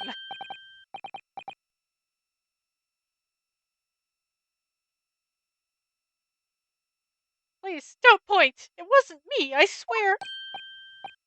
What? I just want to get this done and dusted. Well, juror number 3. Oh, me, sir? What do you mean? Juror number 5's words just now are extremely significant.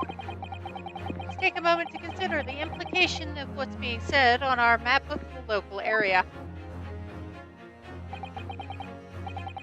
On the day in question, Mr. Natsume visited this bookshop to purchase a number of second-hand books. And on the same day, we now know there were works being carried out on Meersham Street, making it impassable. Which means the defendant's route home could not have taken him along Meersham Street down Briar Road.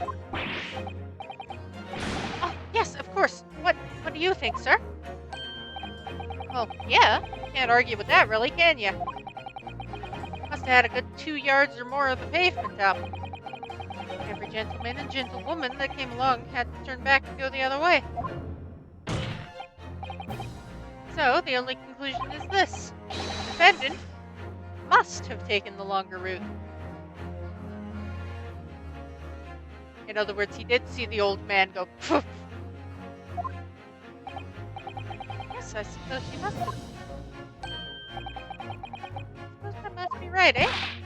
Juror number 3, you said the following. The man wouldn't have gone around the houses on his way back from the bookshop, but he had no choice.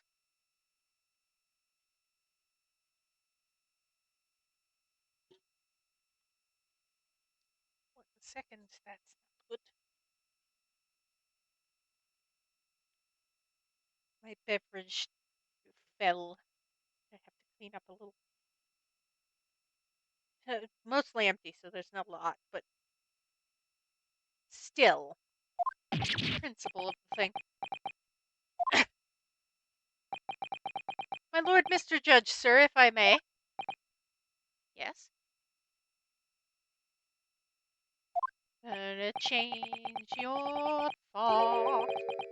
I don't think in all good conscience I can say the man's guilty now.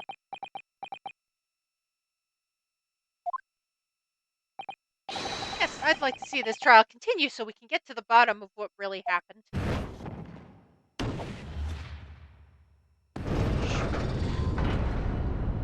And guess what, Mr. Construction?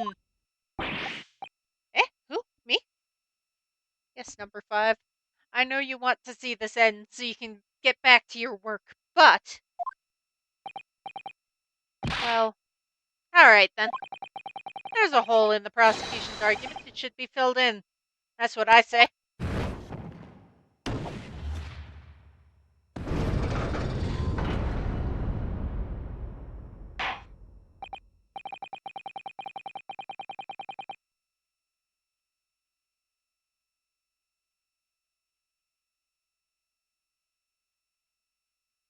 That summation examination is concluded with a rather large shift in opinion.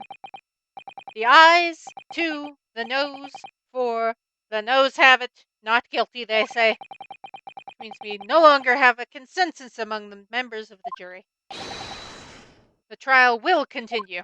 Objection! Take a sip of your red. Could it seem churlish of me to drink from my hallowed chalice moments after raising an objection, only to crush it in disgust? Pray, forgive the discourtesy. Alright, that's your catchphrase then, is it? Lord Van Zykes?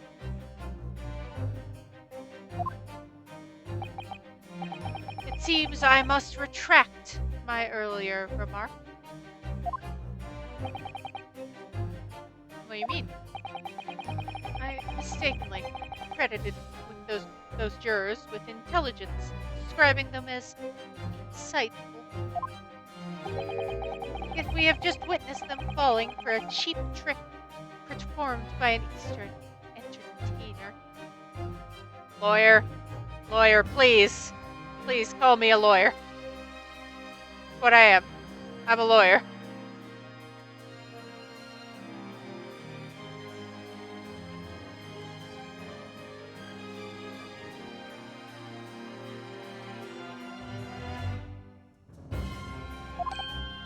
Eh? Whatever do you mean? Objection! I haven't tricked anyone. Everything I've said is the truth. Indeed, stalwart juror number 5 was undoubtedly repairing the road as he claimed. I believe you said it was a good 2 yards of pavement which you had excavated, sir.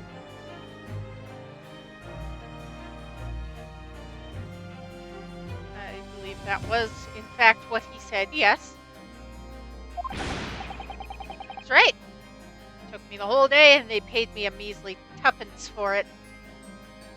Okay, that's mean. That's like taking advantage of laborers or whatever.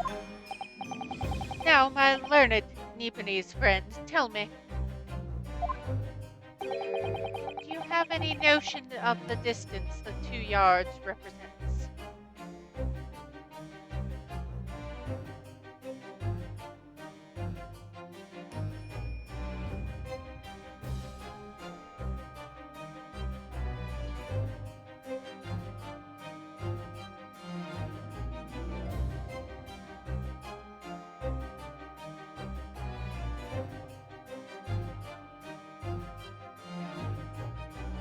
Okay, a little short of 2 meters. I've seen a meter stick.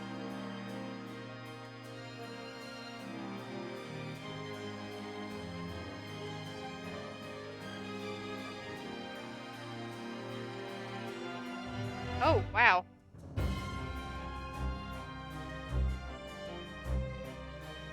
Okay. I'm converting that to more understandable measurements. Excuse me.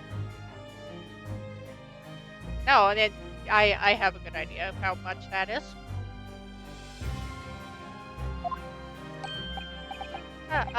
Well, I'm honest, I don't have a clue, no. 2 yards is a little less than 2 meters. I said I used a converter, so that's what it came out to. A little less than 2 meters or 6 feet. Less than 2 meters? That's not much at all. In other words, a distance readily vaulted by anyone of moderate vigor. I'm so glad you think Natsume is of moderate vigor. I don't think he is, but that's just me.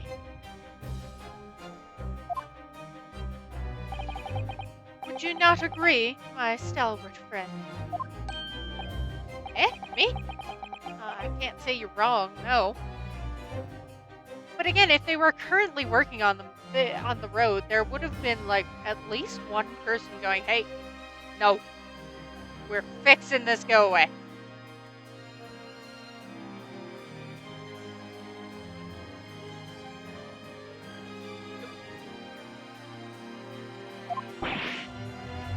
What?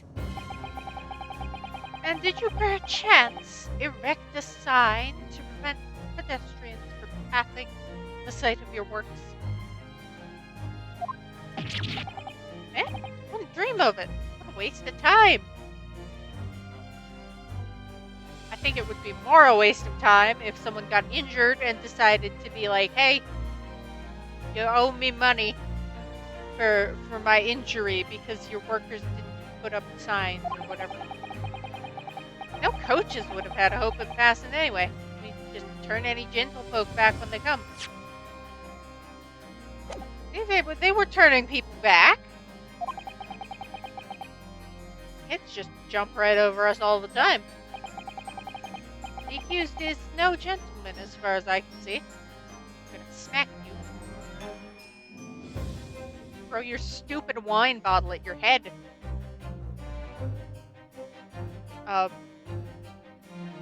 Anyway. I have little doubt, however, that he could spring over a 2-yard trench in his meanderings around town. Yeah, but if he was like kinda zoned out, he probably would have fallen. that true? Is it? The incontrovertible truth is that the books just purchased by the accused were found at the scene.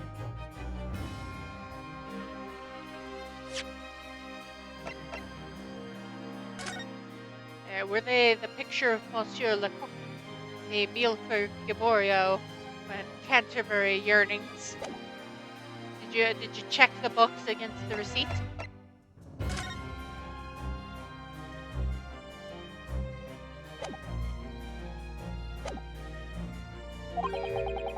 There can be no doubt that on his way back to his lodgings, Mr. Natsume walked down Friar Road. Okay, what books were on the scene? That's my question. And, old man. Cold man? You can talk? You say around 5 o'clock on the day in question you slipped and fell on Calabash Road?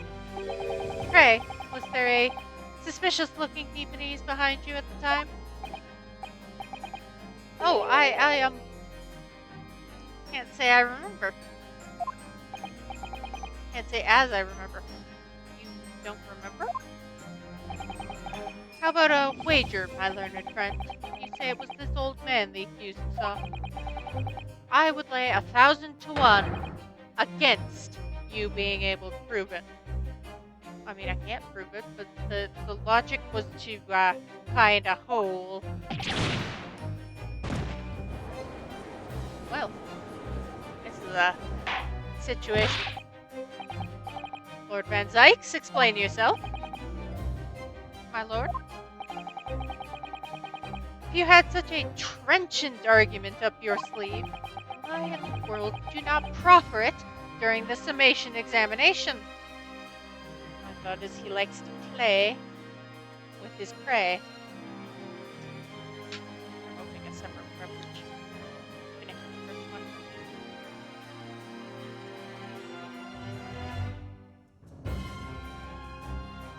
Sparkling water. Hooray. In hand.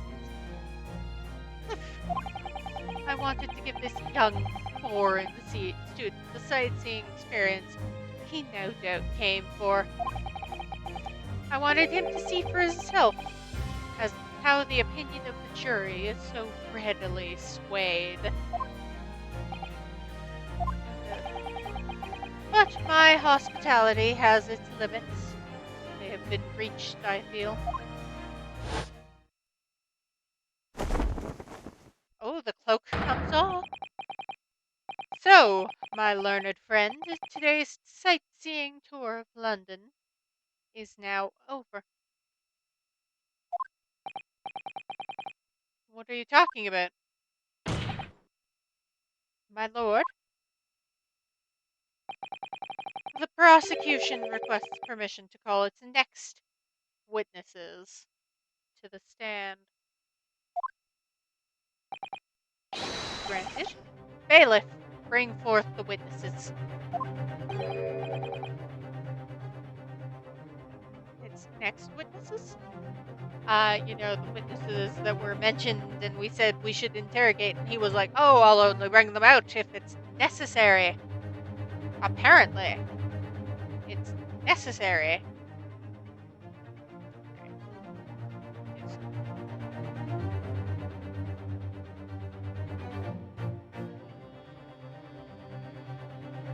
There we go. I do like a little wiggle. Anyway. Mr. Naruhodo, do you not remember?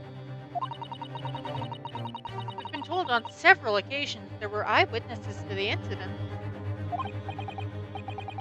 One of them being a Scotland Yard policeman.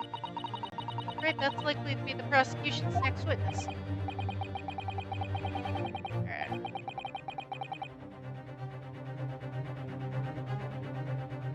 No matter who Van Zykes brings to the stand as his witnesses, and no matter what they say, I believe in Saseki-san.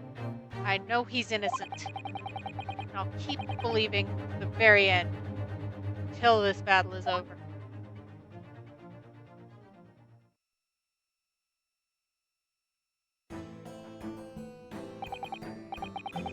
Witnesses, please state your names and occupations for the court. Oh, he's falling asleep. This sheepy little guy.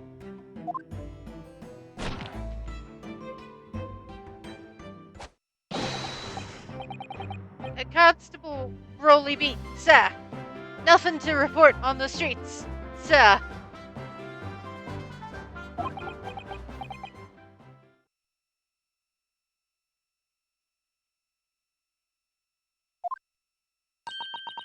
And I'm Mrs. Beat. Patricia's my name.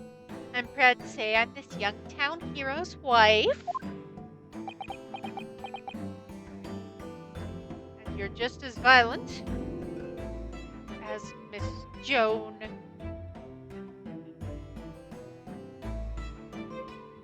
The last name's too complicated. Whatever. What's the story here? Well, in truth, we've not been married long. In fact, we celebrated our first anniversary only the other day.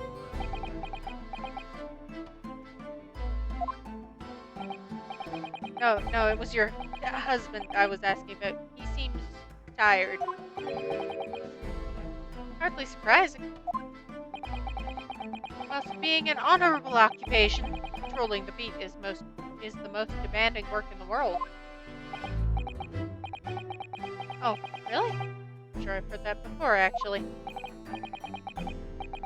Indeed, apart from rare days off, our gallant officers trudge some 20 miles a day, you know.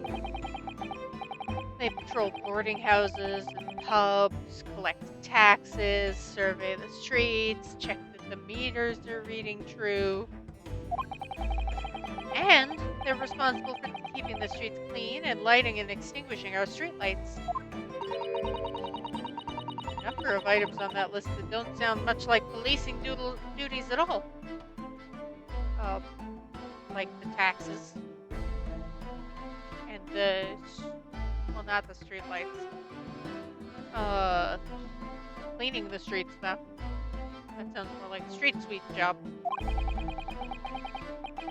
I wouldn't just be falling asleep on my feet. I'd have collapsed long ago. But it goes without saying that a policeman's primary duty is the apprehension of criminals. Even when he's off duty, a constable is expected to investigate and resolve any crimes on his beat. For the London Bobby is a man of honor.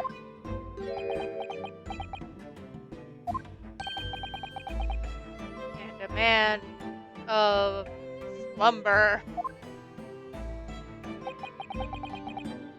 On the day in question, this man and his wife were walking down Briar Road in the opposite direction.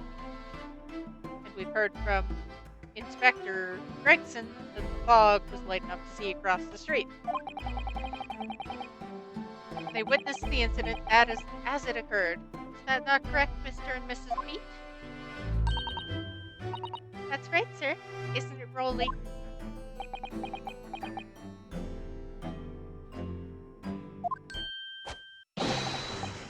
Constable Rolly Beat, sir. Nothing to report on the streets, sir. What a great witness he's gonna be.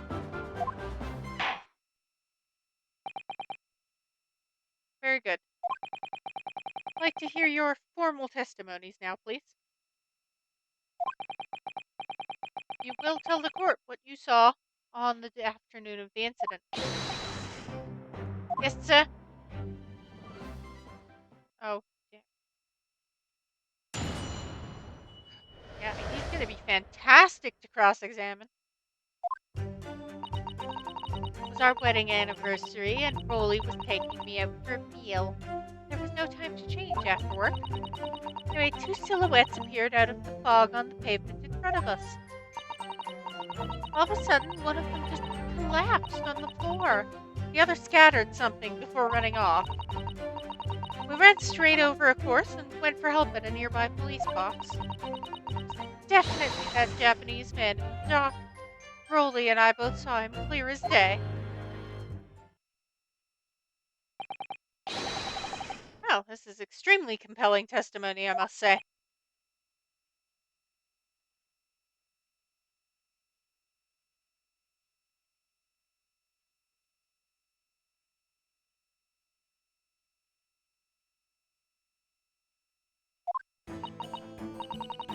Here, the policeman and his wife are claiming to have positively identified Mr. Natsume at the scene. If their testimony is true, the alternative course of events you established in the summation examination will be quashed.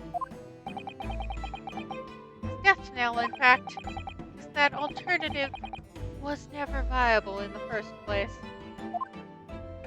I think it was viable, and I think you're just a bitch. What an unfortunate chancing, and on your wedding anniversary, too. Oh, I know, but I still managed to go out for the evening with my man. I thank the Lord for that. Life of a London bobby sounds very hard indeed. I wonder if he got the day off, or if he just took her out on a date, not took her out, but as in killed her. Indeed, however, this cross-examination will be over in minutes. You may well have time to rest this afternoon. What do you mean by that? Not that. My learned friend, the witnesses saw the face of the man leaving the scene. They are testifying under oath that it was without doubt the accused, Mr. Soseki Natsume. And one of these witnesses is a policeman, no less.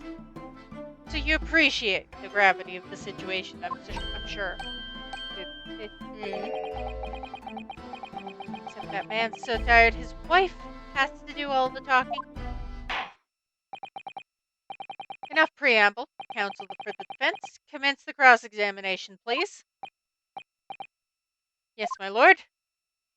Press, press, press, press, press, press. Press all statements. Press, press, press. What the witnesses saw.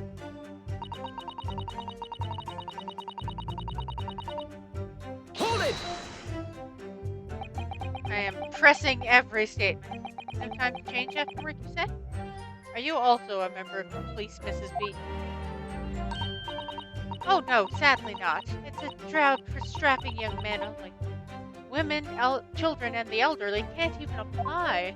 Well, I think you can probably see why children and the elderly can't do the job, can't you? I think Crowley looks ever so handsome in his uniform. Suits you down to the ground, doesn't it, darling?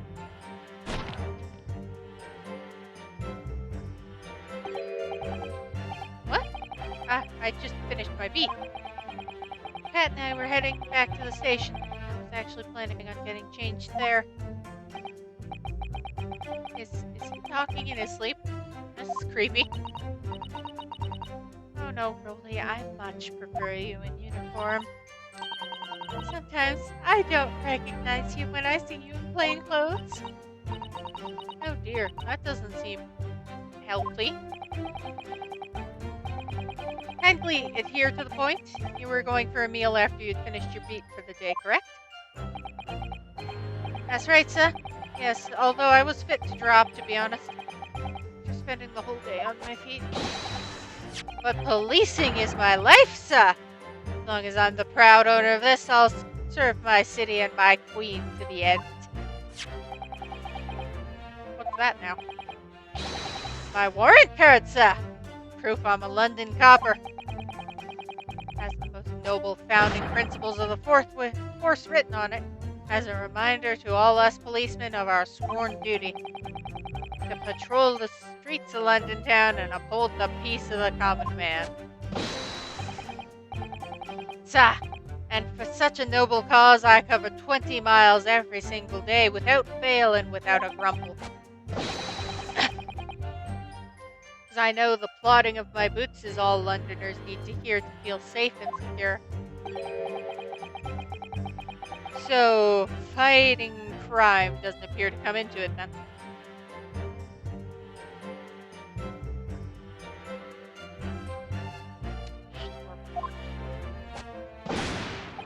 But sir, just on that one particular day, I was looking forward to celebrating my wedding anniversary. Mrs. Beat puts up with a lot being married to a Bobby like me. I want to show my dear wife how much I care. Well, you both look like you could be related, but that's unrelated. Oh, Pat. Oh, Rolly. Oh, what a charming couple. Their young love is such a joy to behold.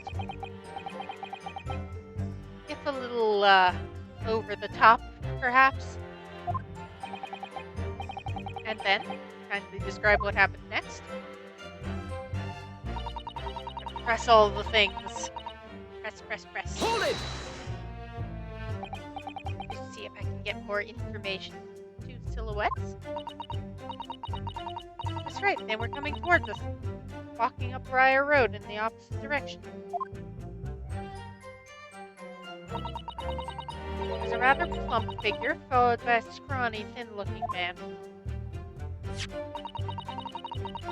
This sounds exactly like the victim as pictured in this print. And Mr. Natsume. Unfortunately, it does. And you're certain at that time there was no one else nearby? Oh yes, quite certain. It was dark, but there are streetlights on Briar Road, you see. Can I stop hitting that button? There's nobody else around at all. Isn't that right, my darling?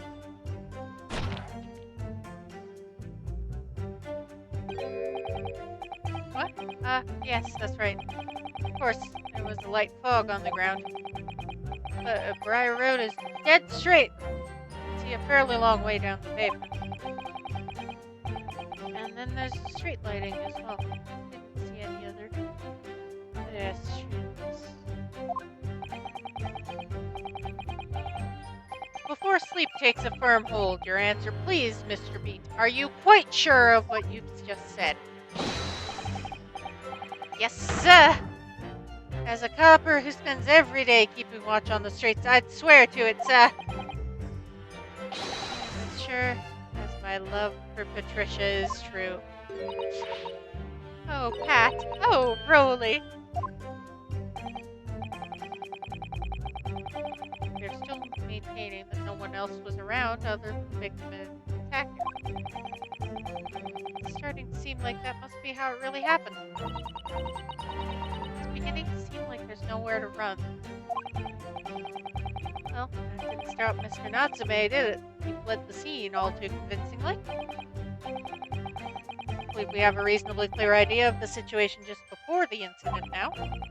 What happened in the crucial moment that followed.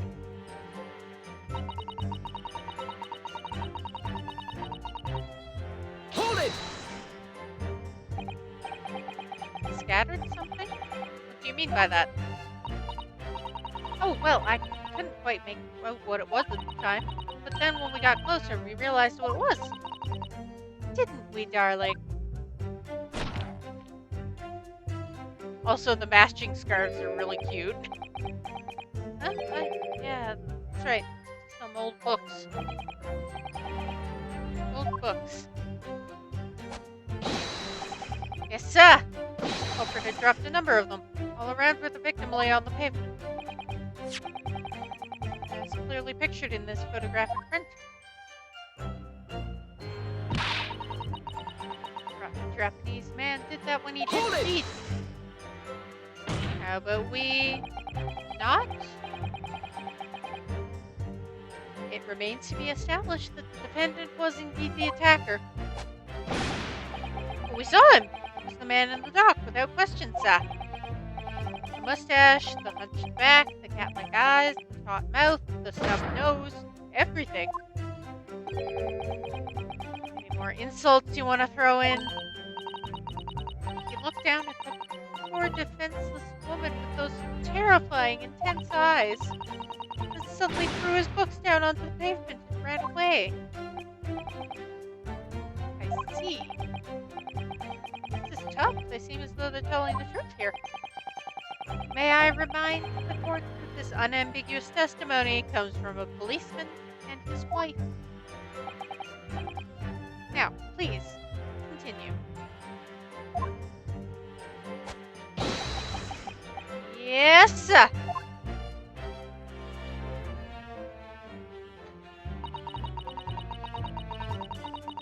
Went straight over, of course. I went for help at a police box.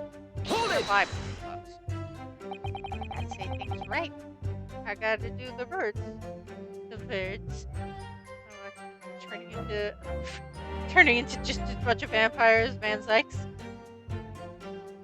Was it your husband who went to catch him? Oh, no, I went. I may not be a police officer myself, but I am the proud wife of one after all. Isn't that right, my darling? Huh? What? Ah, yes, that's right. I asked Mrs. B to go. I was off duty by that point, but Bobby's never truly off duty, of course, so I felt obliged to stay and guard the scene. Very laudable, Mr. B. Preserving the scene of a crime is a task of considerable importance. That's why I sent Patricia, you see, to find the right police. I told her where to find the right police box. Forgive my ignorance, but what do you mean exactly by the right police box? Depends on a crime's location, you see, as to who deals with it. Where the woman was stabbed wasn't actually on my beat. So I told Patricia the way to the police box for the beat the incident fell under so she could go and report it. I ran there as quickly as I could and asked for help from the Bobby on duty. Nothing more potent than a young couple in love working together, you know? And thanks to your swift response, the case was quickly resolved. The actions of two modern citizens. Oh, please, you're making us blush, isn't he, darling?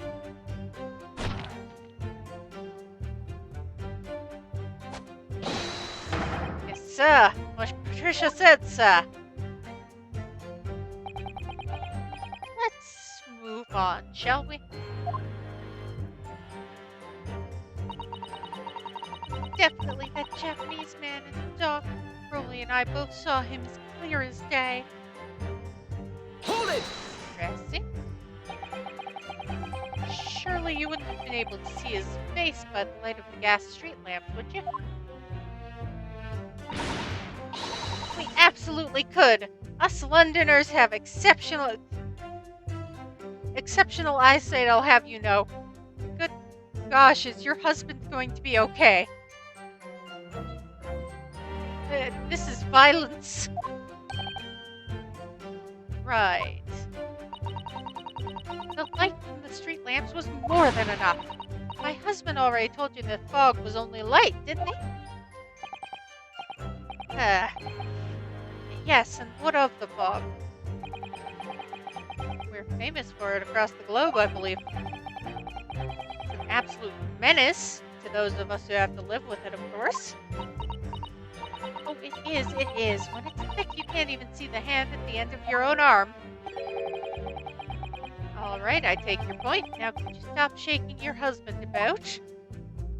The constant fog makes our eyes very sharp, you see.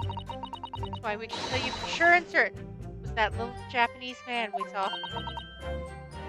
Can't we, darling?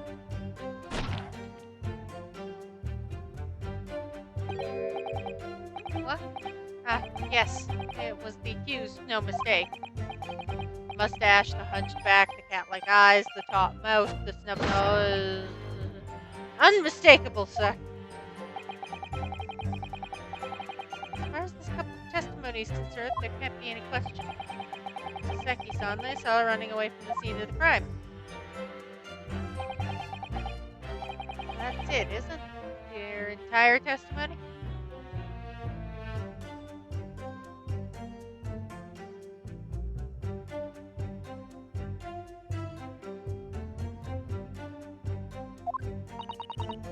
What do you think, Mr. Naruhodo?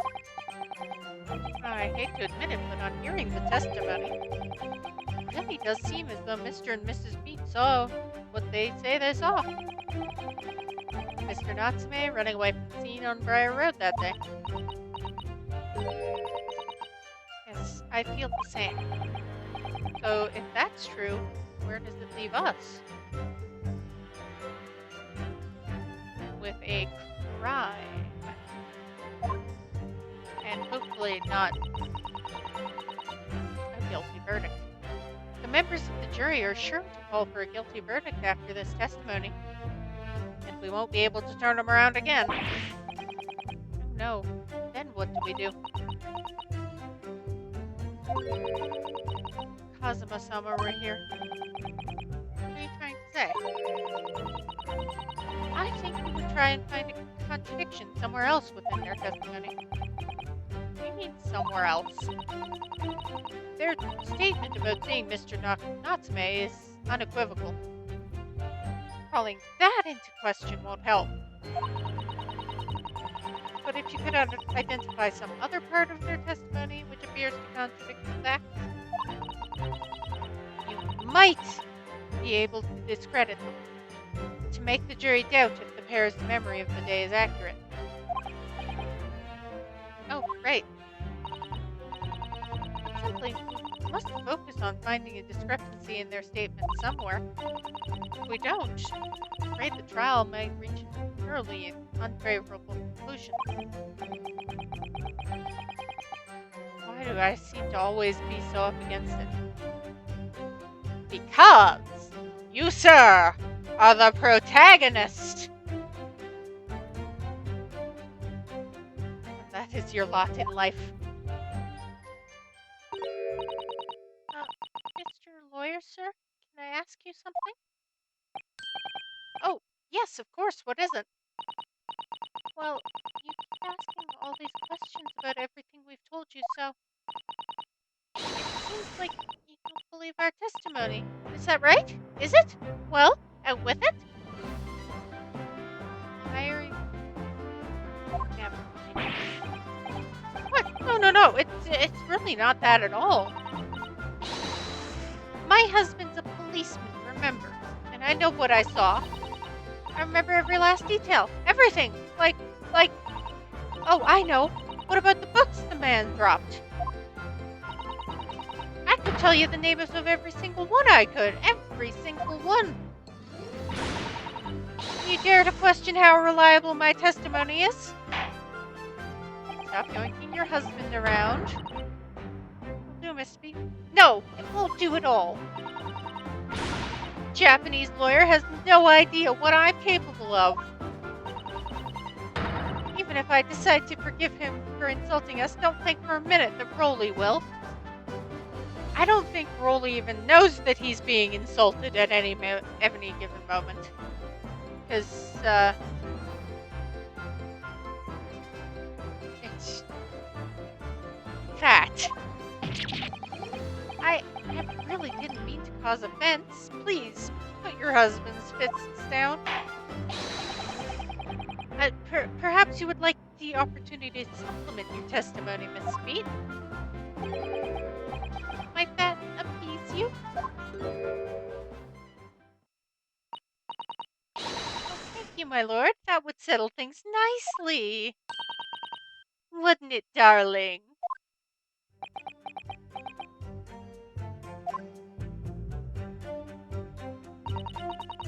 I could even tell you the names of the 4 books he dropped at the scene. How many books are in the photo? How many books are in the photo? How many books are in the... It's 3. In case... I'm sorry for saying that like the chat is 5. Or a dog. Dog is also an option. Objection! How many books are in the photo? You're saying there were 4 books. That's right, I remember all of them. The picture of Monsieur Somebody, what's his earrings, a meal for someone and the thingamy something. Alright. So we have. Well, she's not even mentioning.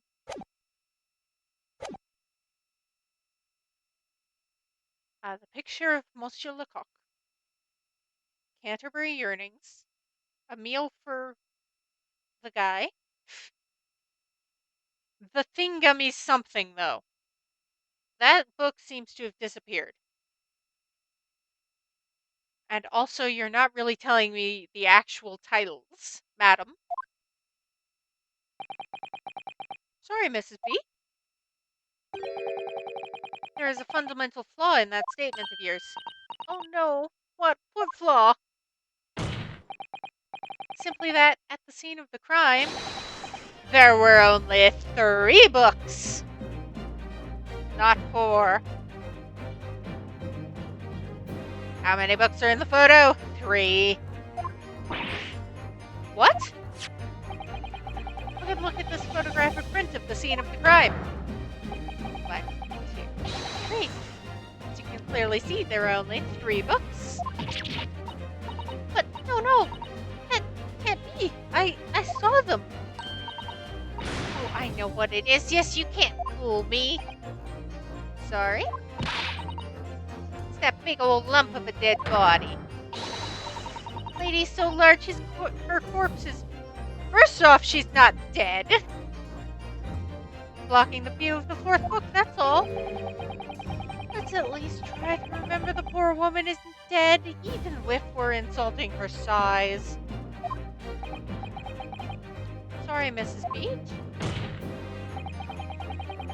Mr. Natsume could not possibly have dropped the 4 books you described.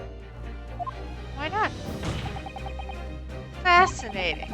And from your assured tone, something you can readily substantiate with evidence. Evidence. Wait, no, yeah, this receipt is only for 3 books. There could have been a 4th book there, but it could have been taken.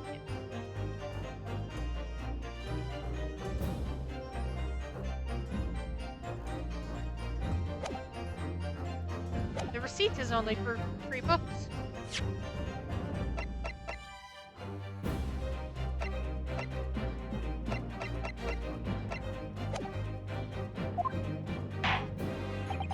No, I got evidence. Counsel, you will present evidence to substantiate your claim or withdraw it. What proof do you have that the accused did not drop 4 books? A receipt. Take that! Ooh. The evidence is right here in the form of this bookshop receipt. From your books? Yes, this receipt details Mr. Natsume's purchases that day. But as you can see, only 3 books are listed. No! Therefore, Mr. Natsume would have only dropped 3 books at the scene of the crime. Means your powers of observation, madam, cannot be relied upon. Grr. Grr, indeed. So it cannot be denied that though you say it was the defendant you saw,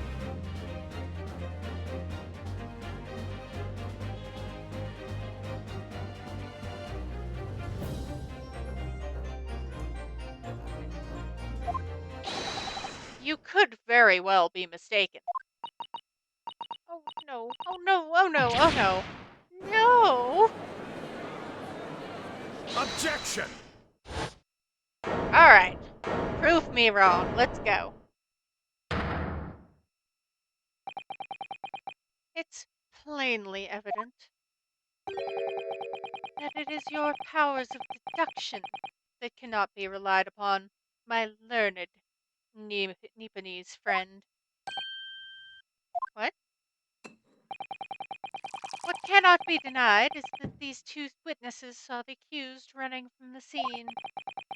A fact you know very well you have no hope of disproving. Uh-huh. So you've striven to avert attention away from that by some inconsequential discrepancies. Would that be fair? He sees right through me. But your plan has somewhat recoiled against you. What are you talking about? It's quite simple. Let me explain with a toast. To the policeman's wife and her entirely accurate testimony. In every respect. Oh? You see, the matter is not up for debate. At the scene on Briar Road, a total of 4 books were most definitely found. Objection! What about the photographic print? It only shows 3 books. Oh, was Patricia right? Was the 4th behind the body? Quite right. Only 3 can be seen in that print. Oh my gosh, were there other prints that you didn't submit? That print? You mean to say? Can you stop doing that? Allow me to present another, one that shows the victim's hand.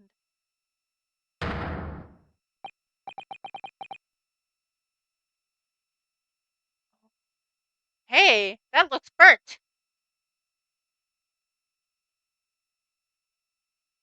That's something. That's something. I couldn't tell you what it is just yet, but that's something. It's the 4th book. Okay, so for one thing, that wasn't dropped by Natsume. For another thing, that doesn't even belong to Natsume.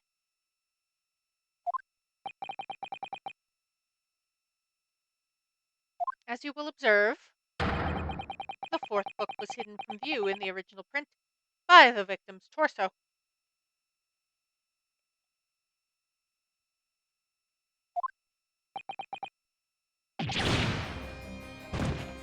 First off, it was in her hand.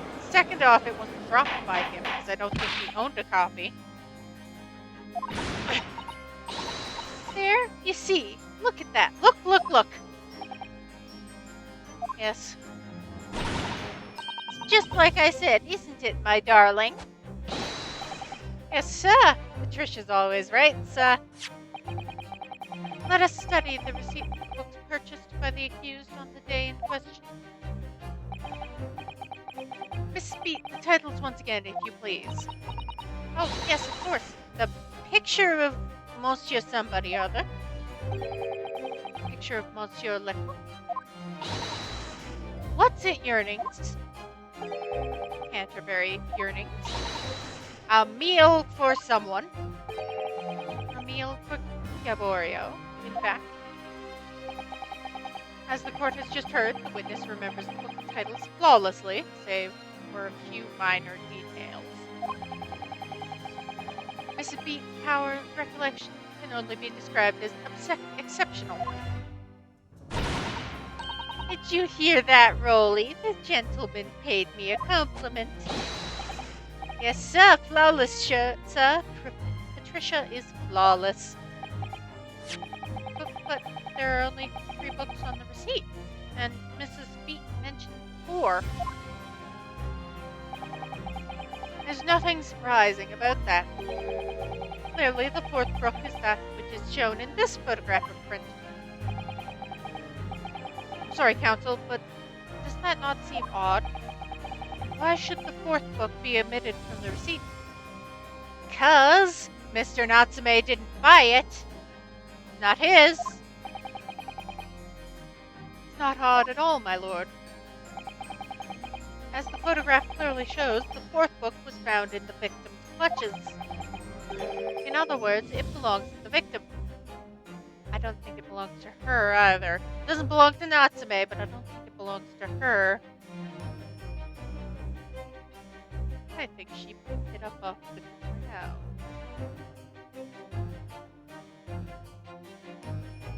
I have thoughts.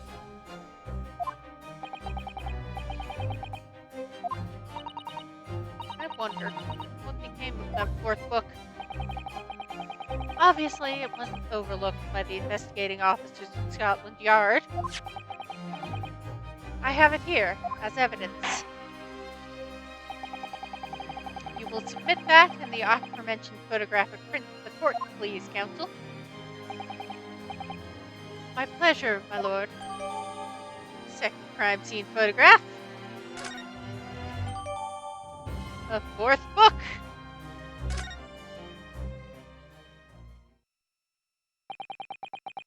The prosecution rests on unearned laurels. Look at that. It's nice and toasty.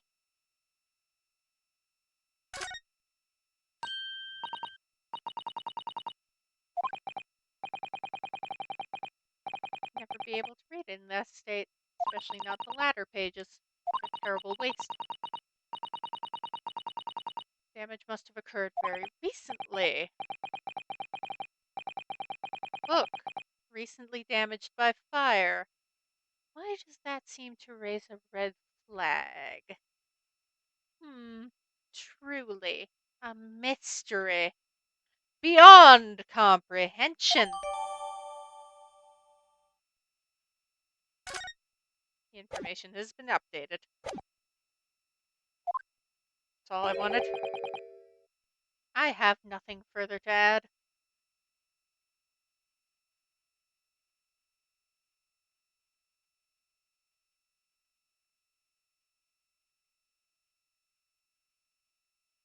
I have something further to add, sir.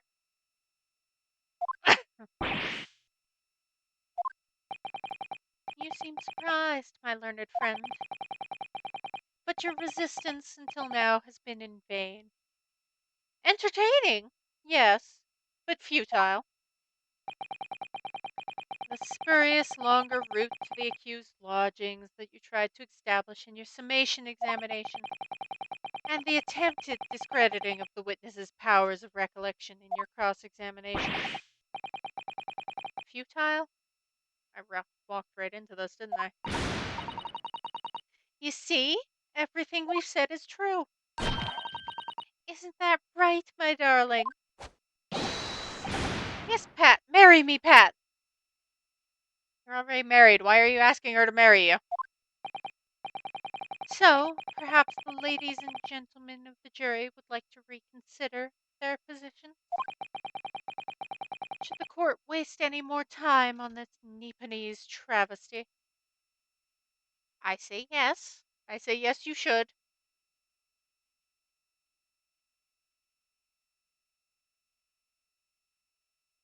Because otherwise, you're not going to get to the bottom of it.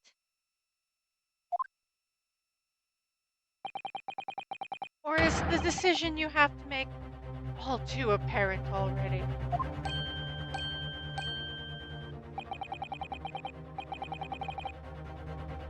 You have heard all of the witnesses and seen all of the evidence. The trial has run its course. Naruhodo, I'm afraid we're in a terribly precarious position. I know, but if I think back in the wrong way now, I could very well just make matters worse. Think, Ryunosuke, think. What do you do now? Object! Objection! I'm not done yet. No, you're not, sir. No, my learned friend. It's over. No, it's not. The last cross-examination was your final chance to establish a credible defense. And you failed. The die has been cast. There is no more room for debate. It might be over as far as you're concerned, but... I can't think of what to say. Shadow, back me up. Back me up, girl. If I may, Lord Van Zykes, it seems somewhat boorish to close down the debate at this point. Thank you. Your insignificant little eastern isle must be a lawless hole indeed. For a lowly judicial assistant to have the audacity to intervene at a moment like this. Oh! No, no. Intervene. Trust me. Go with it. First off, do not insult her like that. I am, to my shame, still a very inexperienced lawyer. So you will have to forgive me, but I consider my assistant's advice essential and her opinions invaluable. Mr. Naruhodo! One of this land's great guiding principles is tolerance, so the court will hear you, madam. Go ahead, Miss Sato, please.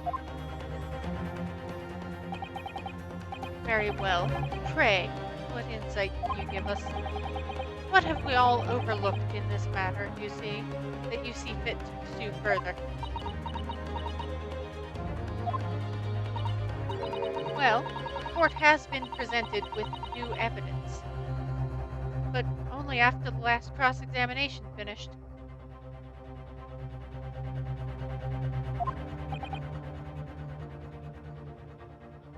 I see. And you believe this new evidence warrants further examination, do you? Naruhodo, what do you think? I think yes! It's just possible this new evidence might be the decisive proof we've been waiting for. The judge is sure to ask the members of the jury to announce their leanings in a moment. Oh, wait. If Joan and John opened their window because it's winter, how did the book end up outside? Because I'm sure. Because, like. Wait a second, actually, I could probably. If Mr. Garadeb really likes lion paraphernalia, including a book called The Lion's Pride, how did his book, because I'm sure it's his because of the burnt and the lion theming, how did that end up outside? Of course, he's sure to ask you to explain what the crucial piece of evidence is and why. So we must take this opportunity to examine the newly presented evidence as thoroughly as possible. Thank you, Mr. Sato. That Sato-san has managed to win us one last chance here. Can't let it go to waste. I have examined. The defense wishes to present evidence, my lord. Shaboom. Very well. The defense may present one further piece of evidence. Evidence that apparently offers a profound insight into the case and has hitherto been overlooked. Take that!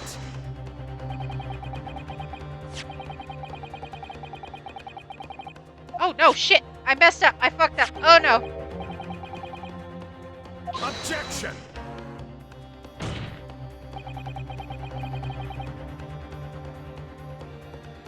I did the wrong thing! No! At least I have lives.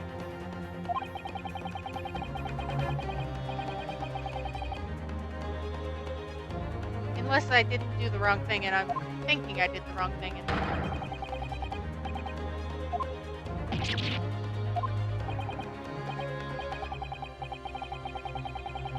Yeah, I presented the print and not the book.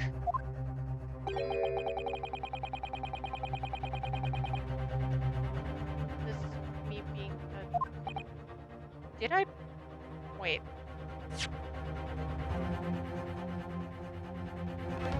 Ah, good, I presented the book. I'm not losing my mind. Elaborate, counsel. You will identify this clue at once. Do I make myself clear? Yes, my lord. It's, Naruhodo? I believe the prosecution is trying to avoid a thorough examination of the evidence. Which means you may very well be on the right track. You might be right. I'm losing my mind, but I'm right. Where is the vital clue to this case, which this fourth book conceals? Ruby? Oh, it's birds. Who could have seen this coming? Got it!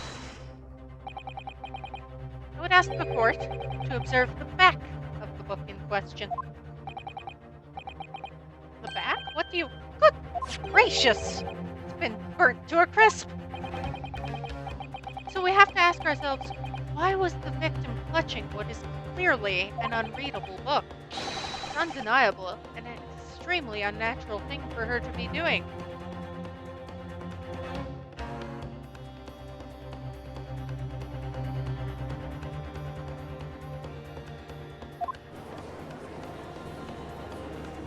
Objection!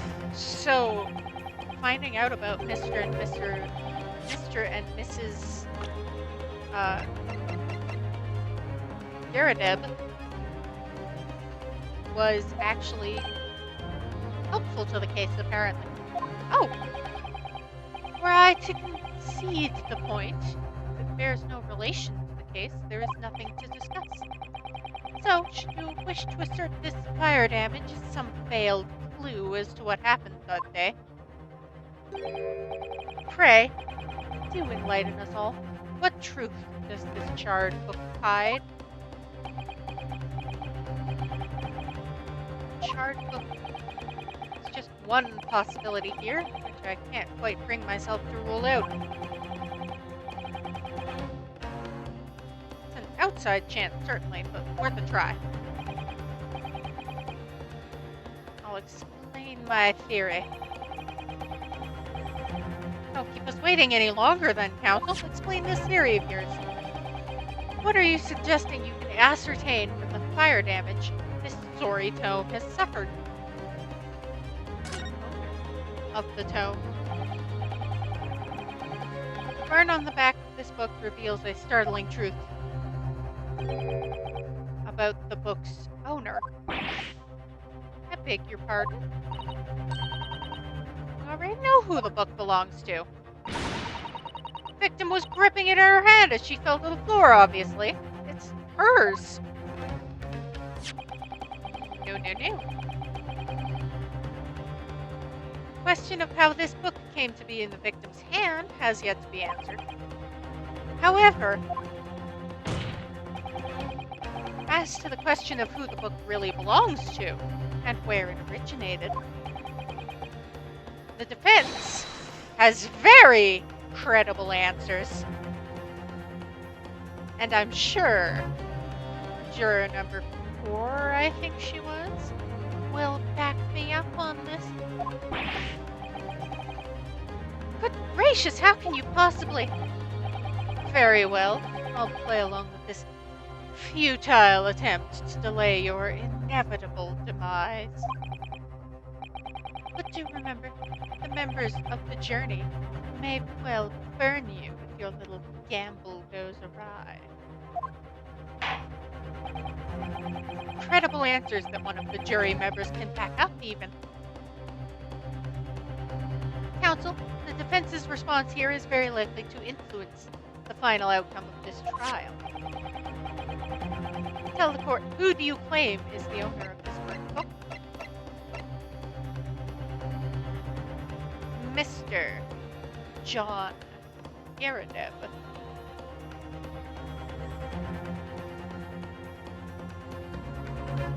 Are we excited? Are we ready to see?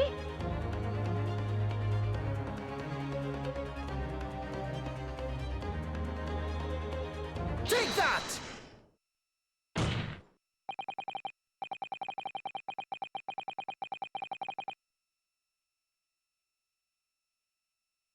The answer is the book belongs to the couple who own the house where the defendant has his lodgings.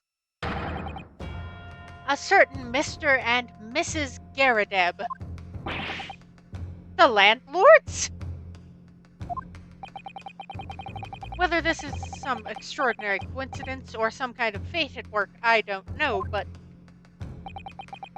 of all the people in London, one of the 6 chosen for jury duty in this courtroom today, none other than Mrs. Garadeb herself. Oh my goodness, me? I think you must be mistaken, sir. I'm not Mr. Garadeb's wife. I'm his maid. Things would be so much easier if you would just drop the pretense. Alright then, how about a simple question for you? Have you ever seen this book in Mr. Garadeb's house? I would never presume to know all the books he keeps, sir. Objection! This is outlandish behavior. This woman is the accused landlady, you say? You implicate this hard-working member of the public. You besmirch her without a shred of evidence. Your actions are unforgivable. Objection! Not accusing her of anything. This is not mere conjecture. The defense happens to know that on the day in question, at almost exactly the same time as the victim was stabbed on the pavement below, another incident was taking place in the room on the top floor of Mr. and Mrs. Garadeb's house. Good Lord, what sort of incident, counsel? A fire, my lord.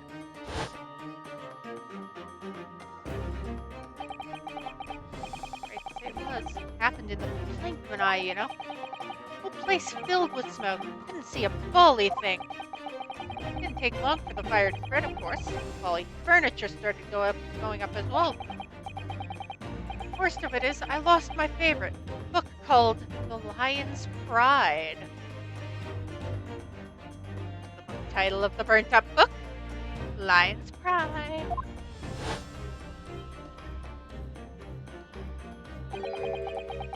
The Lion's Pride? But Jove! The very same title that's the subject of this debate. Oh, dear me. Objection! Can't steamroller us. This is risible. All you've told the court is that a book by the same name was involved in a fire. Oh, and a book involved in a fire wouldn't be crispy at all, would it? In which case, it would be reasonable to assume it was burnt to ashes. Because the book in evidence isn't burnt. And entirely unreasonable to infer it magically removed itself to the scene of the crime. Perhaps it would make more sense if I told you the cause of the fire was marital discord. Without going into details, it appears Mrs. Garadeb was considerably enraged. Apparently, she continued to attack Mr. Garadeb even amid the flames. Oh, how awful! I can't even imagine being so horrid to the one you love. Can you, Rolly? Absolutely not, sir. My Patricia would never raise a finger against me, sir. No, she'd only yank on your scarf, rattle you around.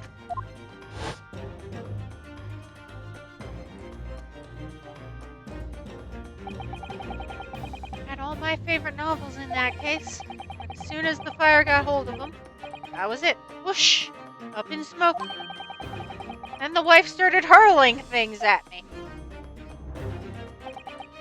Was I back up against the window under heavy enemy fire? Incendiary books coming 10 to the dozen.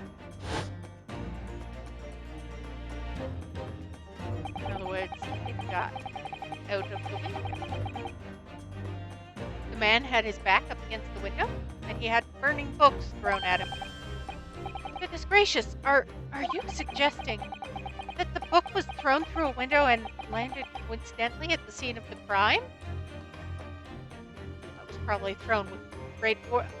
That would be why they opened the window. let the smoke out. Objection! No, a thorough investigation of the surrounding area was conducted the very evening of the incident. There is no report of the Gyarados window pane being broken. The window was open. The window was opened to let out the smoke from the fire, or to let Mr. Gyarados try and get out, or something like that. And the book went shoo through the open window.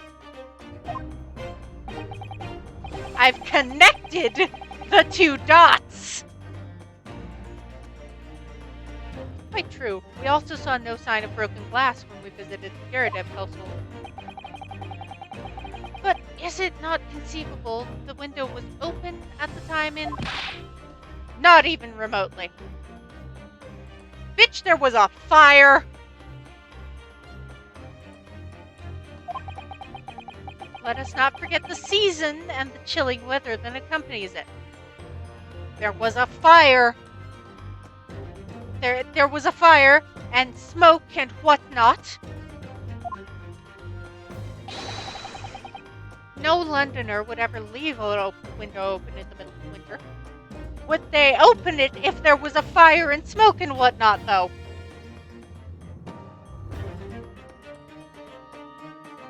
Whatever.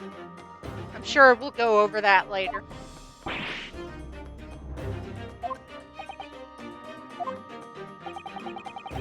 The defense postulate this scenario in all seriousness, Counsel. You earnestly claim the book found at the scene was a flaming projectile thrown by Mr. Gyarados' wife. I believe it's a possibility, my lord.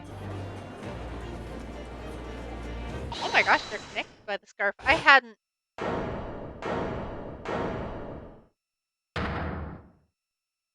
Oh, hi.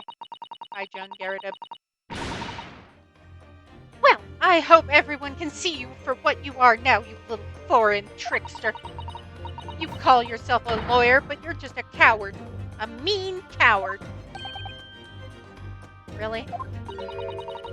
Claiming our little tiff set the whole neighborhood alight. Honestly. I claim you set the whole neighborhood alight, woman. Implying I'm merely posing as a maid for appearance's sake. How could you?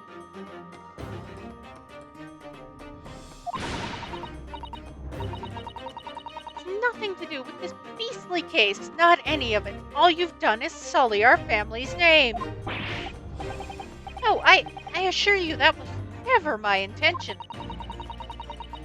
Dragging an upstanding citizen's name through the mud simply to divert attention from your failing defense. I should box your ears, that's what I should do. It's utterly unforgivable. Not too right. Here we go. How long have we sat here now, listening to this Nipponese spouting out his fancy foreign theories? But think about it. At the end of the day, the only person who could possibly have stabbed the victim, that little hunchback with the mustache. And he ran away from the scene, too. Wait, could Mr. Gyarados have had a pocket knife with his belongings that got yeet at him and like shoop, shoop, shoop, shoop, shoop, flung itself open and then stab? Probably not, but that's an interesting possibility. I do declare you're right. It's true. What did I tell you? Makes sense to me. Sorry, what's that? Well, it would appear the ladies and gentlemen of the jury are once again in full agreement. What is your position, Lord Van Zykes?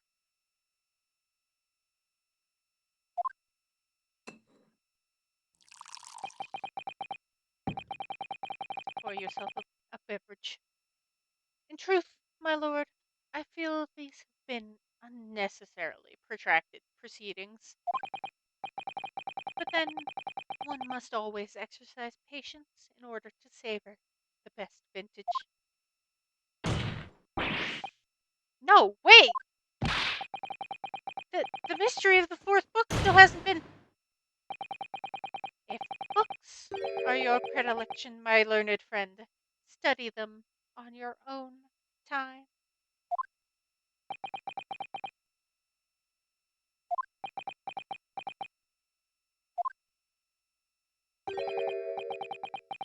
What, no forgive the discourtesy this time?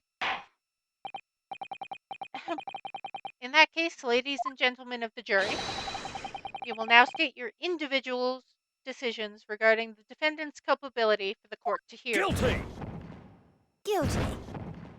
Guilty. Guilty. Guilty. Guilty!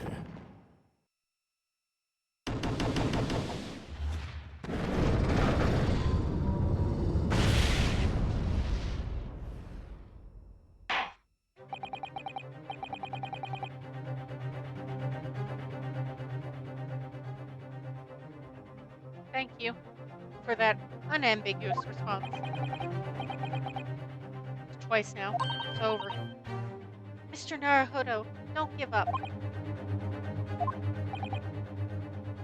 Mrs. Sato? You've forgotten. The battle isn't over yet. You're not suggesting. Of course, the defense has the right to another summation examination at this point. I don't know how well that's gonna go, Sato, but I'll give it a shot. You could still convince the jurors to change their minds. You have one more chance. My lord. Yeah, people are not gonna like this. I'll say that.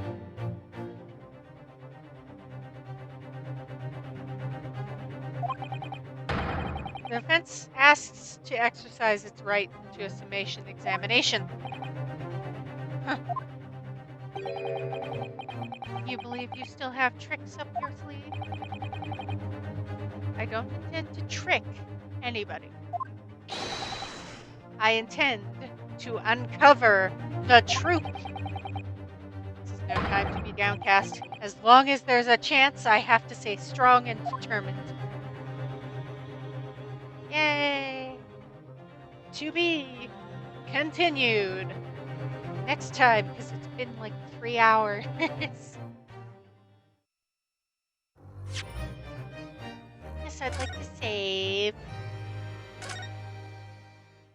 Yes, I'd like to overwrite that save. Alright. Next time. More Persona 5 Strikers, because this week I'm only going to switch the Ace Attorney and the Phantom X. So, next time, more Persona 5 Strikers. We'll head to Tokyo to deal with Emma and whatnot.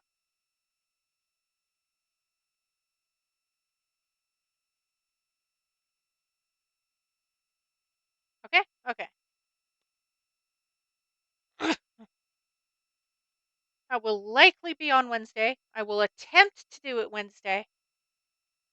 No, I'm not guaranteeing anything because the last time I guaranteed a Wednesday, things went sideways. So, aiming for Wednesday, maybe Thursday, if Wednesday doesn't work out. See everyone then for the continuation of Persona 5 Strikers.